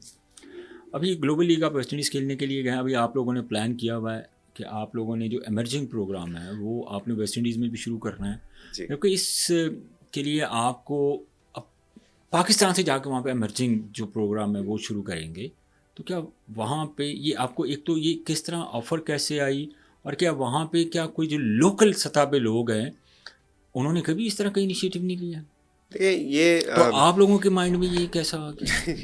जो हमने काम किया हुआ है ना, जो हमारा सीवी है, वो लोगों को इम्प्रेस करता है। ओके। ये ऐसा कुछ नहीं है कि वहाँ पे किसी ने काम नहीं किया है। लेकिन देखिए अगर एक बंदे ने काम किया है और 10 साल किया है, तो लोग तो ऐसी चीज़ें, मैं आपको पहले भी बताया कि मैं अगर कनाडा में ये काम करता तो मुझे प्राइड ऑफ परफॉर्मेंस मिलता, सही है। मुझे हुकूमती अवार्ड मिलता। क्योंकि ऐसे काम पे पूरी दुनिया जो है, वो जो मुल्क हैं, जो गवर्नमेंट्स हैं, वो तो ढूंढती हैं ऐसे लोगों को, वो जो इतने डेडिकेटेड और कमिटेड हों कि वो आवाम के लिए कुछ कर रहे हों। उनको तो ढूंढा जाता है। जब हमारा काम उन तक पहुंचा तो उन्होंने कहा कि यार आप हमारे पे बिल्कुल आप हमारे लिए ये कर सकते हैं। तो मैंने उनसे कहा क्यों नहीं कर सकते आप? उन्होंने कहा हम आपके साथ करना चाहते हैं, आपके पास एक्सपर्टीज़ है, आपके पास स्किल्स हैं, हम अब ये काम शुरू करेंगे तो हमारा पहला साल है, आप 10 साल अहेड ऑफ अस है। तो स्मार्टनेस है ना, यस। ईगो नहीं है। ईगो नहीं है, ईगो होगी तो कहेंगे यार इन्हों क्यों दवा। लोग देखते हैं बिगर पिक्चर, लोग देखते हैं काम, सिफारिश नहीं होती। यस। उनको काम से मतलब है, वो अपने मुल्क के अंदर अपनी आवाम के लिए बेहतरी लाना चाहते हैं। उनको ये कोई फ़र्क नहीं पड़ता कि वो समीन राना करे या आतिफ राना करे या एबीसी करे। वो ये देखते हैं कि इस बंदे के पास वो एक्सपीरियंस है, वो स्किल सेट है, इन्होंने ये काम किया, तो कहते हैं 100 बिस्मिल आए। तो इसी कॉन्टेक्स्ट में उनके साथ डिस्कशंस हुई हैं और इंशाल्लाह मुझे उम्मीद है। और फिर देखें जब आप पार्टनरशिप्स करते हैं ना, तो सबका फ़ायदा होता है। अगर उनकी टीम्स यहाँ आएंगी, हमारी टीम्स वहाँ जाएंगी, म्यूचुअली एक दूसरे को बेनिफिट होगा। उनके प्लेयर हमारे बॉलर्स को खेलेंगे, हमारे जो बैट्समैन है वहाँ की कंडीशंस को समझेंगे, उनके प्लेयर को पीएसएल में अपॉर्चुनिटी दे सकते हैं, हमारे प्लेयर को सीपीएल में।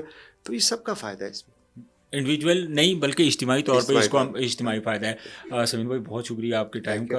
का। मेरा पॉडकास्ट यकीन करें कि इतनी देर हमने गपशप लगाई और मुझे बिल्कुल भी ऑनेस्टली आपको बताऊं, मुझे आइडिया ही नहीं हो रहा कि हमारा इतना ज़्यादा टाइम स्पेंड हो गया। नाज़रीन, बहुत सारी ऐसी चीज़ें थी जिन पे मैं डिस्कस करना भी चाह रहा था, और मेरा ख्याल है कि शायद जो मोटी मोटी चीज़ें हैं समीन भाई ने, जो कुछ क्वेश्चन मेरे माइंड में थे, आप लोगों के माइंड में क्वेश्चन थे जो आप पूछना चाह रहे थे, मेरा ख्याल है कि शायद मैंने वो क्वेश्चन कंप्लीट कर दिए हैं। अगर फिर भी अगर कोई क्वेश्चन रह जाए तो आप नीचे कमेंट्स में वो अपना क्वेश्चन जो है वो हमें भेज सकते हैं। वैसे मुझसे थोड़ी गलती हुई, मैं उसकी माफ़ी चाहता हूँ कि समीन भाई ने आना था, तो ये चीज़ अगर मैं पहले अपडेट कर देता, आपको बता देता, तो शायद मैं आपके क्वेश्चन जो है वो भी अपने इस पॉडकास्ट में ऐड कर लेता। लेकिन एंड ऑफ द टाइम बहुत अच्छा पॉडकास्ट रहा मेरा समीन भाई के साथ, बड़ा मज़ा आया, मैंने बहुत इंजॉय किया और उन्होंने सारी चीज़ों के बारे में बात की जो एक टिपिकल एक हमने नॉर्मली देखा है जो फ्रेंचाइज क्रिकेट के ऑनर्स हैं, कम ही लोग हैं इस तरह की बातें करते हैं। और इतनी खुल खुला के अगर मैं उसको एक पंजाबी ज़बान में बात करूं तो उन्होंने एक्सप्लेन भी किया, बताया भी, प्लेयर्स के बारे में भी बात हुई, हर चीज़ के बारे में उन्होंने बड़ी तसल्ली के साथ हर चीज़ का, मेरी छोटे छोटे क्वेश्चन थे उनके जवाब भी दिए। और हमारी ये पॉडकास्ट नाज़रीन आप ज़रूर देखिएगा, इंशाल्लाह बहुत इंजॉय करेंगे। आज के पॉडकास्ट से मुझे इजाज़त दीजिए, इंशाल्लाह अगले पॉडकास्ट में दोबारा आपसे मुलाकात होगी। अपना बहुत सारा ख्याल रखें, अल्लाह हाफिज़।